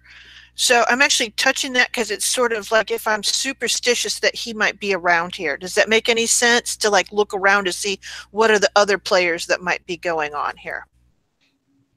Yeah, there's a legion in here. There is? Yeah. What you can see, it's kind of hovering behind the two of them, like not like it's attacking them or unfriendly. Like maybe it's the one pushing them. All right. Does that seem fair? Sure. And what is Leah gonna do? think, well, Lee is really good at defensive, but I think right now she's going to dig. Okay. Right here, which is essentially, we have some powers, and I want to ask about these. Are these things we can use once, or are these things we can use once a turn? Like we can choose that for our action on a turn? I think these are if it says the number that's by it, I think it's the number of times in a combat you can use it. I'm not entirely certain about that, but that's the way I'm going to read that. All right. Okay, then I will try that. And it says that I can put the top card of my discard pile in my hand. Yep. Ooh, no, maybe I'll cheat instead. So, okay. Yeah, I'll cheat. So that's look at the top 10 cards of my deck and reorder them. Okay, so you can do that and get yourself set on that. So the next person to go, I believe, is going to be Ren. All right, so the two things are charging me and Fawn, and what two are charging me and Nura. Nora. All right, so I look at Fawn. Fawn looks at me. We're gonna split, and we're both gonna go for separate ones. She's gonna charge like head first, and I'm gonna grab my staff, swing it in, and try like I don't know, like golf hit it away. Okay. Let me have you tell me what you're gonna play for your personal might card. Personal put it down. Card. So let's do the first one. So here I'm going to do this. I'm going to put my card down, put your card down, and we're going to pull and add it to the might. Nice. Wait, so you put a card down and we pull again? No, at the end of the round you'll redraw up. So. Oh, gotcha. So right now I have a standing with the jack I played. I have a standing 18. Excellent. Am I using my might? Yes. Okay, good. I don't know how much a jack is, but I think you beat me because I have a queen, and that's 11. So that's an 18. So we're tied at 18. Tied at 18. There we go. So I think that defender wins ties. Crud. So you go. I'm just going to say that now because that'll work for me. So yeah, defender win ties. Suck. So you go to swing at this rat with your staff, and it dodges out of the way. Now, is Fawn actually going to go after the other one, or does Fawn actually come to protect you? Wait a second. Actually, Moscow, would you say the odds are against me? Yeah. Once per session, I get a +1 on the check when the odds are against me. Ah, damn you to hell. I mean, there we go. I think it works for me too. Defenders win ties. All right. So you will hit this rat. Any attack that lands does 1 point of damage. So you do 1 point of damage. This rat goes, cries back as you hit into it. What is Fawn doing? Fawn is. I'm gonna let Fawn keep charging. Let's see what happens when I split attacks. I want to see what mechanic works. So for the rat's hand, I've got my card I'm going to play. Got mine. Got Jack. I have a Jack as well. We have to stop doing this. But I think you beat me because my might's only 5. Yes. So that will actually beat you. So it will dodge out of the way of that. Nice. Okay. Let's come to then Nura. So despite Malik's small stature, he's quite a capable warrior, as is befitting any bodyguard of an Amerland princess.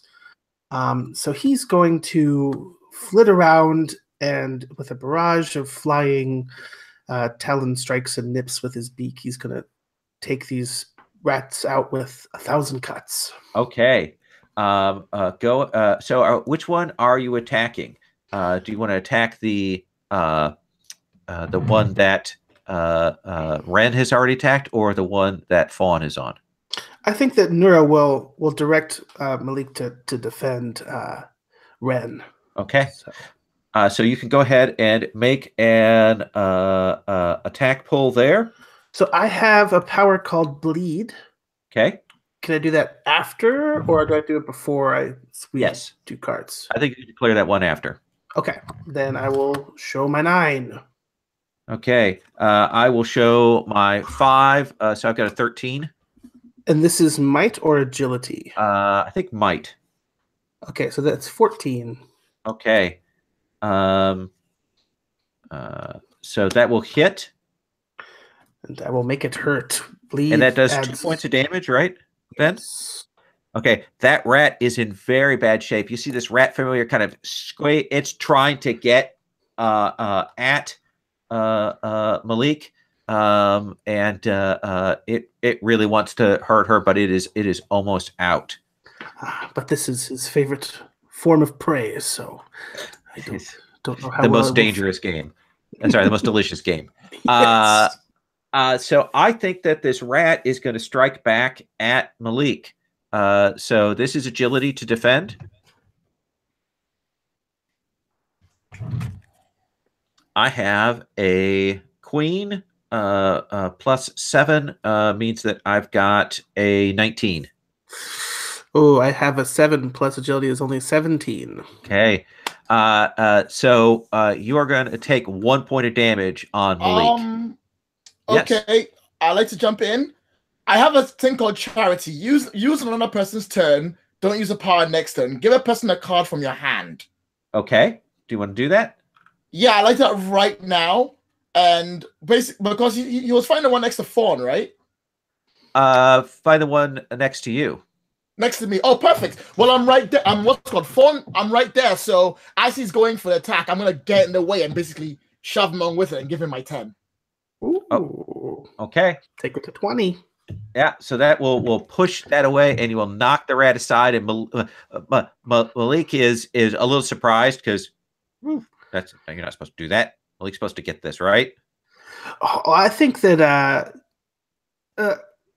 Malik is a little bit arrogant, but I think that he's recognizing Fawn's, generosity here, and that they're both working to protect both Ren and Nura here. So there's like a begrudging nod of mutual respect here for sure. That seems perfect. I have the other rat is on Fawn, so it is going to attack Fawn. Let's do it. Okay, so I've got Hype. My last card. Got a king. Never mind. Okay, I'll go home. Yeah, I can't beat up an 8. There's no way. Okay, so then Fawn will take 1 point of damage as this rat kind of leaps up and bites at her. Ow. She can take it. She's fine. The brothers run to go and grab at one of these dragon eggs and push it into a sack, hoping that you're occupied, but discover that you're in the way, Yana. Yes, that's correct. I am in the way. So I think you need to make a might check, essentially to keep them from getting to them. Okay, I will do that. I will do the best that I can. Let's see here. So that's 10 plus 7 is a 17. I have a 5 plus 8 is a 13. I prevent them from getting that egg. Okay, what does that look like? Essentially what it is they didn't expect her there, so they come in and she just gives him such a kick as he goes by. Okay. It's pretty much just pure fury, and she's like, and I think that she's going to yell, "Your dad's trying to make you do this. He's a ghost and he's pushing you to do this. You're going to kill everyone in the city." Awesome. That shouted out kind of got them engaged, and we're going to come to Jess. What do you want to do? Yeah, so I'd like to make sure I understand some of the mechanics right. Sure. If we're fighting, we go over. We're looking for a high number. Yeah, fighting during combat. Can you do a skill? Yeah, if you're just going to do a non-combat skill, I read that as a combat skill. Her interfering there. If you do a non-combat skill, you'll draw off the top of your deck. Oh, okay, I see. So in that case, I think what Jess does is he runs up to Yana and gets back to back with her. Okay. Right. And whenever he does so, he kind of puts his arm out towards the eggs, and Loaz kind of runs down his arm to the egg, to kind of stand guard. So since he's back to back, he is not facing the brothers; he's facing away from them. Okay. And Jess wants to kind of try to calm the vein, Okay. the vein, and the trash transformers that are coming after us. That seems perfect. Essentially, they're kind of rushing out. You can see that they're gonna get here on the next round, and right now they can't discriminate between being seekers and villains. Let's have you make a charm pull. Okay. I got a 10. Okay. And my charm is 8. Okay. So they're not listening to you right now. So I think what's going to happen there is you kind of call out, and you're going to take a point of damage. Okay. So that seems like a fair trade-off, essentially, that you've got their attention, but you haven't yet been able to communicate with them. Yeah. What do you imagine that looks like? Is it kind of a mental communication? Are you speaking differently? What does that seem like? I think I'm just speaking out loud. I think this is something that other people might not be able to see, so it's sort of like I'm speaking to an imaginary friend or something like that. And I say, we are here to help. I know that you've been hurt, and I think that's the point at which they kind of rush and attack. Perfect. Yep. I will say that you also will, once you get close to the brothers, you will also now see that lesion. Okay. And okay. I think that Loaz, whenever he comes down onto the egg, I think he sits there for a second, eyeing the brothers, and then bursts out this gout of flame. So I have a power called Burn that discards a random card from an opponent's hand. Okay. Let me draw their fresh hand. Okay. So that can do that. Get this. So that's a 5. Ugh. So that goes off, kind of limit the stuff. We hit the end of the round. Everybody can draw back up to their hand size for the combat actions. And we're going to start with Yana.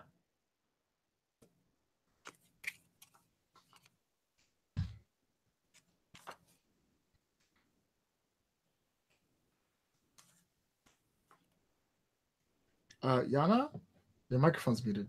Sorry. I want to push the brothers back.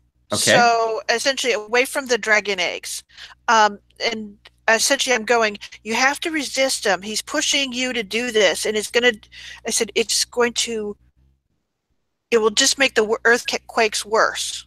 This whole pile will come down on us and the whole town. So is your intent more a kind of a charm action to...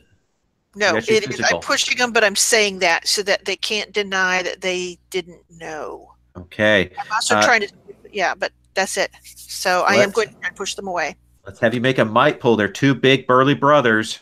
Okay. This plus an 8 is a 15. I got 17. So what does that look like? Thing. She's a furious little thing. She's yelling at him and sort of pummeling on him, and it's like being attacked by a little sister, right? If you're not ready for it, you're going to back off just because she's crazy about it. And what is Leah doing? Leah's going to cheat and pull that king back into my hand. Okay. So you'll get that back up into your hand. That brings us to Ren. Can I see the lesion now, or am I still not close enough? I don't think you're close enough. I think you're engaged with these 2 over here. Mm-hmm. All right, so let's get this. I'm tired. I'm tired of these goddamn rats. So I'm gonna run. I'm gonna look at Fawn, sort of indicate to him. I'm going to run around the side of one. She's gonna run on the other side of the other. She's going to smack it from below, and I'm gonna jump up and I'm gonna smack it from above. I'm gonna take one out. Okay, I will say that you can use the higher of your 2 mights. That's cool. I'm okay with it. Let's say that the other one gives you a I think in this system, let's say a +2 helping bonus. Ooh, okay. That seems I'll take it. Okay. That's fair. I'll take it. And then do I really want to? Okay. I'll be ready. Ready. Ready. So am I. Okay, I got a 10. I got a jack. Okay. So your card alone will hit it. And I will say that this rat that you already hit absolutely gets just flung up into the air and will fall to the ground unconscious.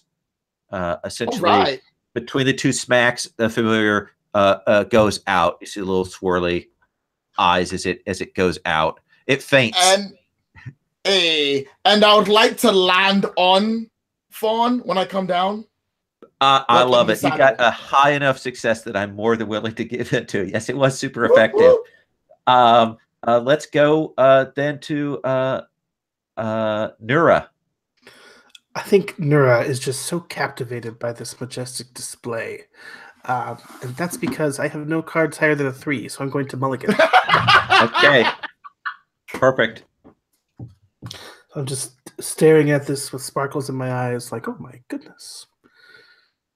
What a display.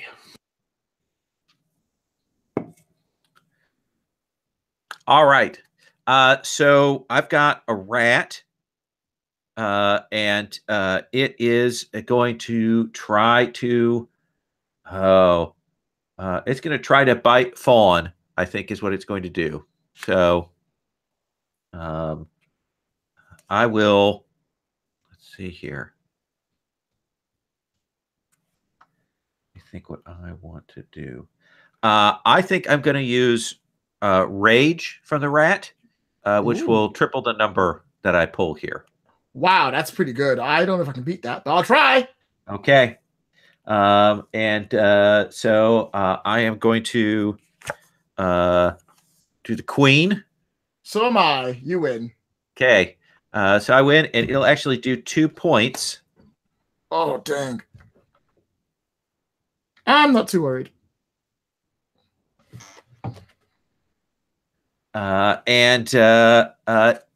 It bites hard on Fawn, and you're kind of bleeding out a little bit from that. Those things go at the end of the round. So that the brothers. One of the brothers is going to try and actually hit you, Yana, to get you out of the way. So rude. Okay. So I'm going to put my thing in and make my pull. And what am I pulling? You'll pull agility. Okay. Agility or might, either one I'm good with. Okay, and you just pulled an ace? Is an ace a 1 or a 13? Ace is a 1. Oh. I've got a king is what I've got. Oh, a king. Oh, okay. Well, yeah, let's see here. And I don't know what agility he's got, so I'll try. I've got a queen, so okay. Queen +7. And I've got king +7. Oh, dang it. All right. Essentially, he is going to do a point of damage to you. Okay. All right. As long as it's just me and not Leah, because that would be the worst. Okay. Essentially, he's pushing you back against the wall, trying to get you out of the way so his brother can get one of these eggs and get out of here. Not gonna happen. And Jess. So let's see. I think that Jess is going to I think Jess is going to try to do the same thing. Talk to I think Jess is going to Jess now sees the Legion, right? Legion, yep. That's pushing the brothers. And Jess is going to verbally attack and insult what he assumes is the dead father of these boys, that he didn't care about them in life, so there's no wonder he doesn't care about them in death. There's no wonder that they tried to kill him, that they that he died due to this. Interesting. Let's have you guilt trip the father with your charm. Okay, so this would be an attack, or is this a pull? I'm going to do this as a pull for the skill check. Okay. So I got a jack. Okay. So this thing hasn't been spoken to. Like, it's just been pushing this, and you do that, and you will grab its attention. Okay. It's kind of confused by this, by how you're getting through to it. And the unfortunate thing is that we still have the little the brave little toasters that are going to bite at you. Okay. So this is a combat pull. Okay. I've got a this will be a 13. And this is agility or Yes. might?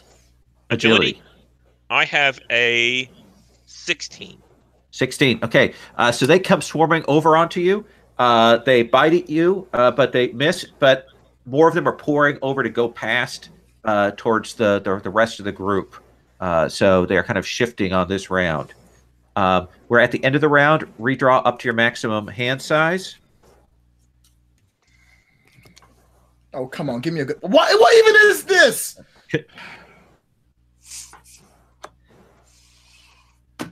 Yana, Okay. top of the round.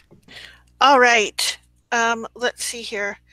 That brother who's making a push at it, I'm just like full crazy girl at this point. So I'm actually going to scrabble after him and just start pummeling him. Okay. I think that's Okay. going to be might. Okay. So I got a king plus 7. I've got an 8 plus 7, so that's a 15. Okay. So I pummel him. okay. So one of the two brothers already kind of got pushed back. You can hit him and knock him a little bit, clean his clock a little bit. What does Leah do? Leah, I think is, let's see here.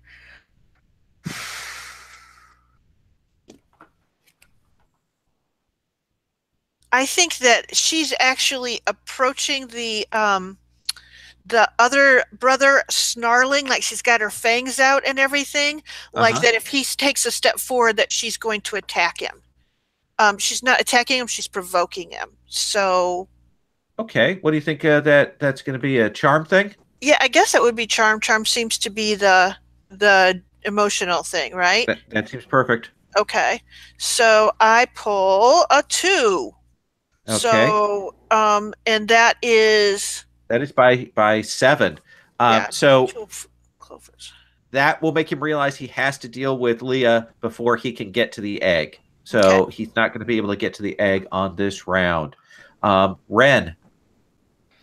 All right. So I can see the brave little toasters, right? But I've still got this rat to deal with. Yes, but you will definitely see the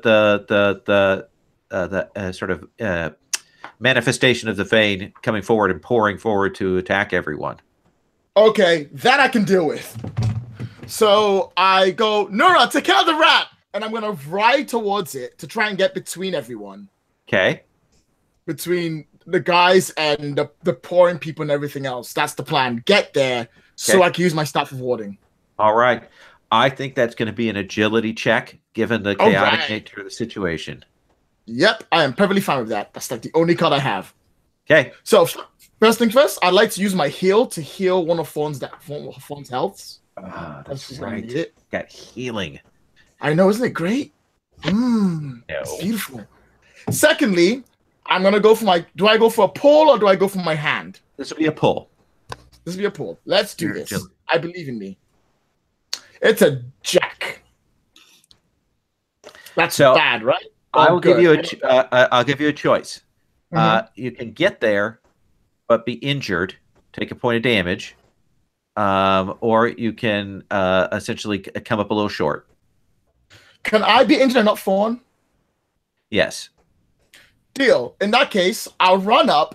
I'll get halfway there. I'll stand on Fawn's head. I'll leap off, jump through the toasters, injuring me, and then land at the spot. Okay. You're going to activate the staff then? Yep. I land staff down. What does that look like when that happens? So the staff is not that long. It's only like that big. But when it goes into like warding mode, it stretches out and grows like wings on both sides. So when I slam it into the ground, there's a conical white pulse that goes whoosh, and spreads out, basically pushing all of the veins and lesions, whatever's supposed to be there, away from the from the cone. Okay. So they'll be pushed back, and you'll see that father ghost get flung out and away as that happens. And the manifestations of the vein that are right here will kind of freeze in place when that happens. Nura, what do you want to do? So Ren just won't stop being majestic, but I've been given a task. So I will work together with Malik to finally put an end to this little rat. Okay. How do you want to do that? So I think it's like I think that Nura is maybe unused to combat. Okay. In some ways, but she's seeing Ren go and put herself in danger, and Fawn going and putting himself in danger. So she's going to try to work together with Malik to grab the rat, and he's going to kind of claw at him and stuff, and it's not very dignified. Okay. So let's have you make that pull. Who do you want to pull with first? You want to do both separate, or do you want to have one assist the other? Is there a mechanic for that, or should I just pull? I did it as like if you're spending your action to assist, you give a +2. Okay, so I will have Nura assist Malik. Okay. And so pull and add 7, or play a card and add 7. I've got a 9 plus 6 is a 5. I have a 10 plus 7 is 17. All right, so you will hit this rat, and it looks like the throwing off of the lesion off the dad has kind of stunned it as well. So you will kind of knock it aside the head, and it will stumble back as you and Malik kind of set on it, and it's now just on the edge of fainting from the attacks. Let's come to Jess. The lesion is gone. The vein is kind of held in place right now. What do you want to do? What are the brothers' actions? What are they doing? One of them is sort of getting ready to maybe fight against the Leah, but clearly the vanishing of the father kind of threw him off. Mm-hmm. And the other one is wrestling with Yana, but he's kind of backed up, kind of like something has happened to him. So I think that at this point, Loaz pushes the moment where they've kind of paused, and Loaz, had been defensive on one of the eggs, and leaps out at, like, pounces at the brother who was going after Leah. Okay. And is going to actually claw at him. Then I don't have a very good hand for this, so I've got a 7 plus 6 is a 13. And I've got a 7 plus. Is this might or agility? I think it's going to be might for that. Okay, so that would be a 16. Okay. So you will claw and drive him back away from Yana. He'll probably drop at that point, just between the psychic trauma and the damage that Yana did and that you do. He will pass out from that. And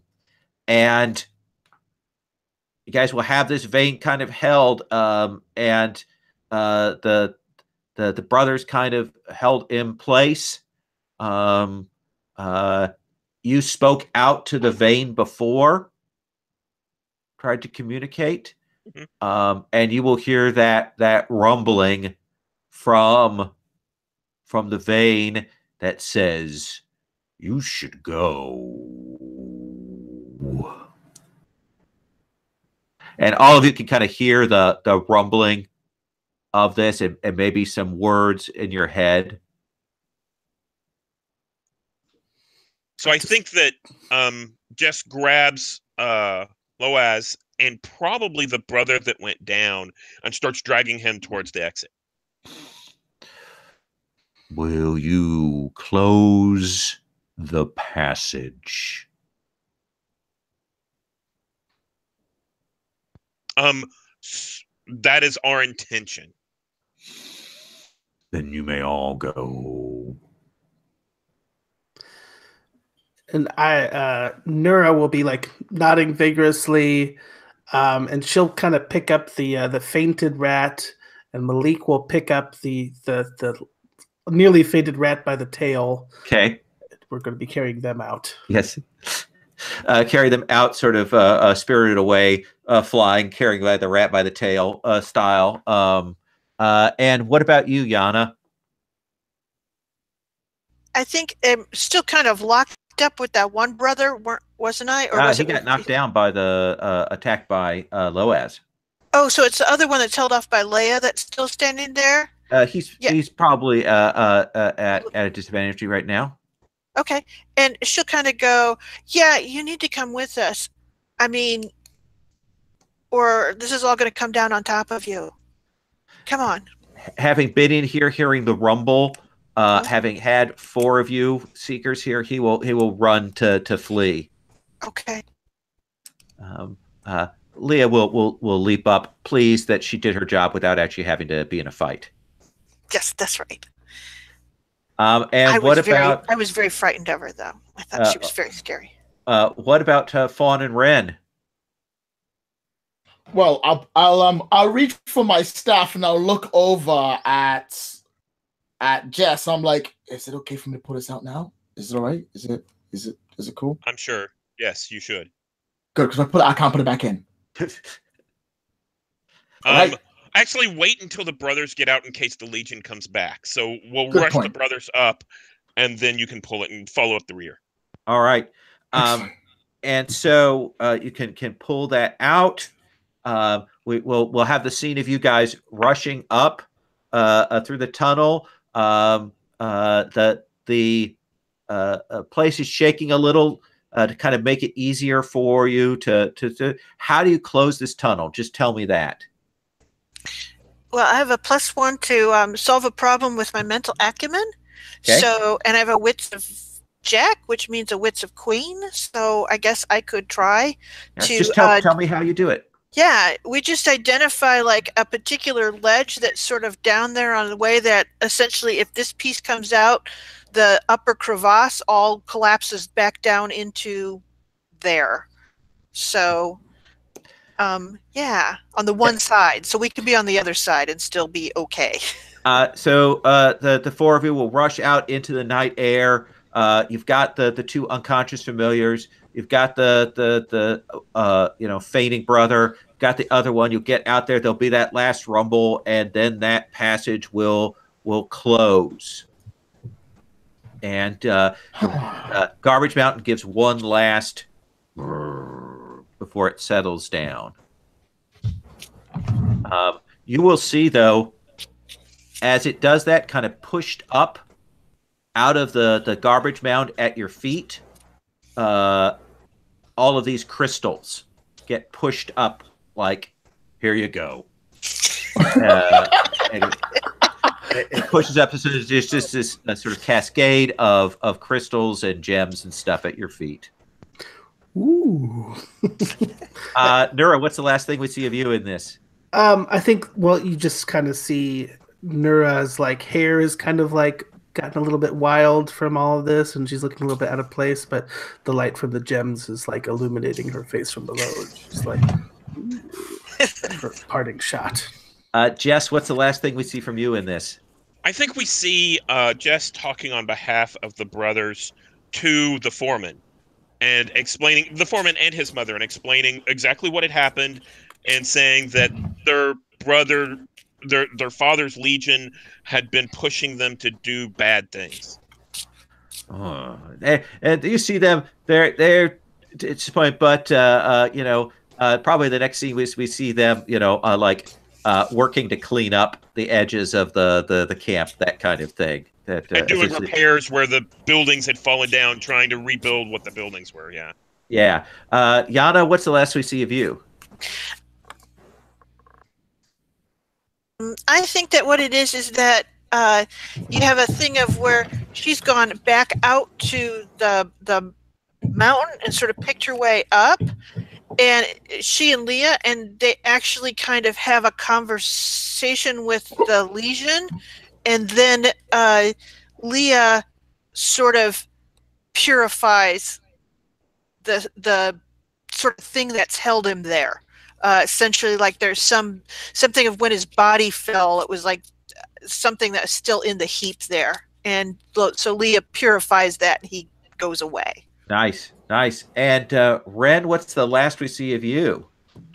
Ren, slightly bandaged up with Thorn, go to see Terra, and we hand her a gem, and we tell her from now on, ensure no one ever goes near those parts of the tunnels. That place is off limits from now on. You're the best.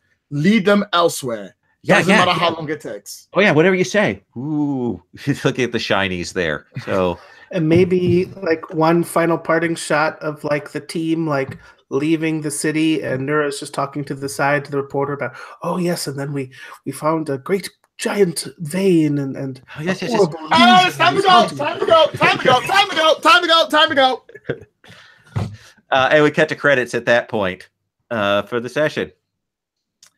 Thank you guys very much. This is an upcoming Kickstarter. The quick start is very bare bones, so I'm probably filling in some things. I'm probably doing some things wrong, but I think that's pretty good. I would like to do just a little bit of Roses and Thorns, if you don't mind. We'll just do a quick bit of that. Sherry, do you mind starting with Thorns? Muted.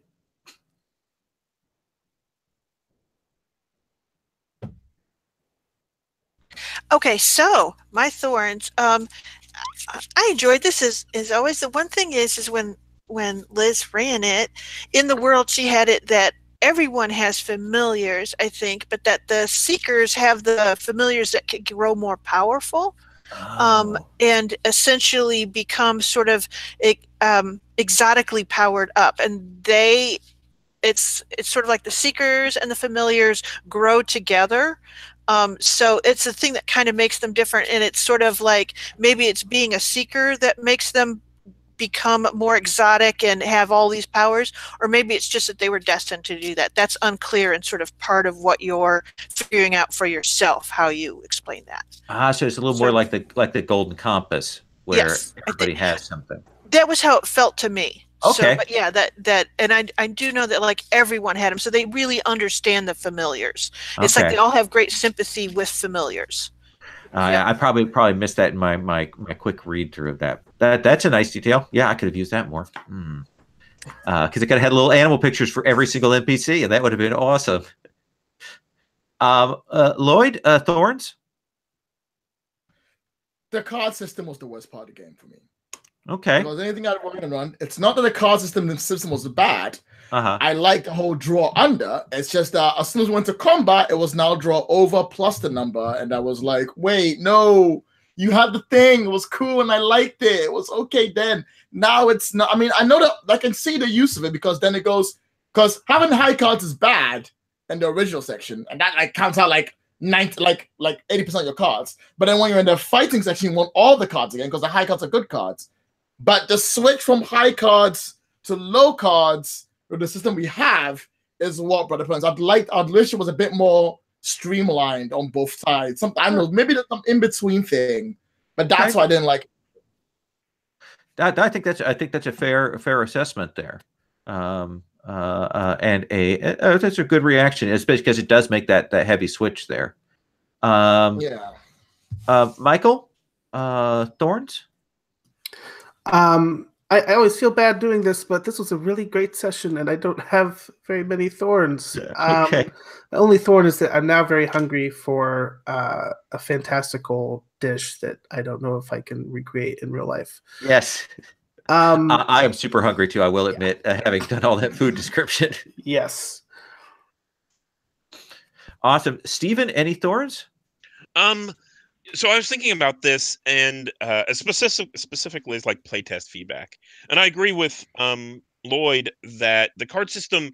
I actually like the card system, but the shift between combat and skill tests kind of confused me in that you shift from wanting to pull under to wanting a high card to add to your thing. I don't know how to streamline that, but I think that might need some thought. The one thing that stood out to me was it seemed a little busy whenever you had 4 players, 4 characters, and 4 familiars. So that seemed like it kind of doubled up on your responsibilities as the GM to handle, because I only had to handle 2, right? Right. And then think about the other PCs and stuff. But for you, you had to handle like double the amount of people, which can be kind of a burden. It might be good to focus in on one or the other. Like, basically in the system, have it set up whenever you're talking to people, you only deal with the PCs, and the familiars become flavor, and vice versa, or something like that. Yeah. No, Am I allowed to? Yeah. Am I allowed to say something along with someone else's thorn? Yeah. I feel that part of the game would be better if we could get into a mindset that we're playing 2 people as one. And I feel that the feedback it was good. But I feel like if we'd be able to go, you're playing 2 people as one, we'd get into that bit more. But that's just something I figured out like halfway through the game. So carry on. Okay. Yeah, that's interesting. I will say for my thorns is it is a different system than I've done before, so I feel like I didn't give it the best stuff because there are a lot of powers for the different things that I didn't bring in. I only brought it in like once, so we're just getting the most vanilla taste of the system from my use of the quick start, and so that's a thorn. Is I wish I could have brought that in a little more richly on the mechanical side. Can I wonder how much of the response is from the system itself or from how I'm presenting it? So I'm going to look forward to seeing what the final version looks like. Sherry, roses. Okay, so let's be absolutely truthful here. Familiars of Terra is the game that my role-playing self has always wanted. I always wanted a fabulous animal with me, and we were special and intertwined and had a relationship, and we were destined to be wonderful, and it was okay. And dang it, whenever you play a role-playing game, if you've got a pet, that pet turns into a burden and all these things. This game, that doesn't happen. Everyone has pets, and we all love them, and we all protect them. And if we go into a dungeon, it's okay because they can go too. And it's just this is the game that, yeah, my high school self wanted more than anything else, and I love it too. So I'm still my high school self inside. Awesome. I love that. Lloyd, any roses? Pet powers. Pet powers were a fantastic idea. I'm a big fan of what's called animal companions that don't have stats but change the rules of the game.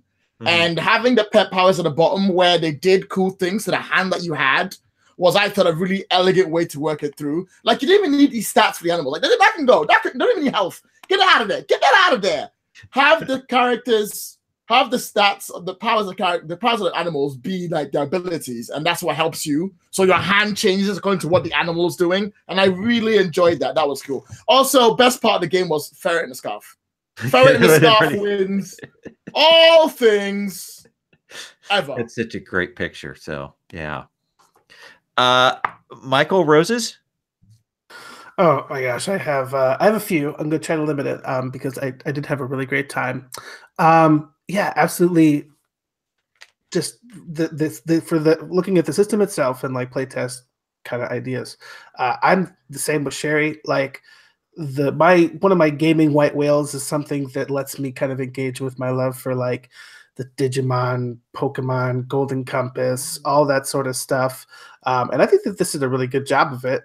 I actually came into this like unsure about the system because I've been running Beyond the Wall and it has the similar kind of issue where sometimes you want to roll low and sometimes we want to roll high, and that can be a little confusing. But I actually really liked this system. I loved the cards. I loved the little mini game of you draw your hand. I thought it was like, oh, this is going to be trad or get in the way or something like that. I actually really thought it was fun, and I really enjoyed like describing what was happening. Like I really liked Steven's like gout of flame as him using the burn power and stuff like that. You know, that was really a lot of fun. As far as this session, though, I did want to comment because this was a really great session too. Right off the bat, Sherry had that really awesome food description idea that I really thought was really cool and really engaging. But Lowell, after she teed you up, you really hit it out of the park, you know, with like then using that as a scene framing way to like kind of allow people to give details about their character and the setting and stuff like that. And it did make me hungry, but that was really cool. Yeah. And just to tie in with that too, I just think everybody did a great job of hitting the tone, you know, going with this young adult thing and kind of lighthearted, but then bringing in like the stakes too, like also this is dangerous and grim, but then, you know, I think there was a really great back and forth with that. So nice. Excellent. Stephen, I'm going to give you a last word, except I'm going to go after you. So I'm going to give you an ultimate word is what I'm going to do. Okay, so I agree. I think that we all, whenever we saw this game go up, we were all very interested because of the familiar aspect. I found it very exciting, just like everyone else has mentioned.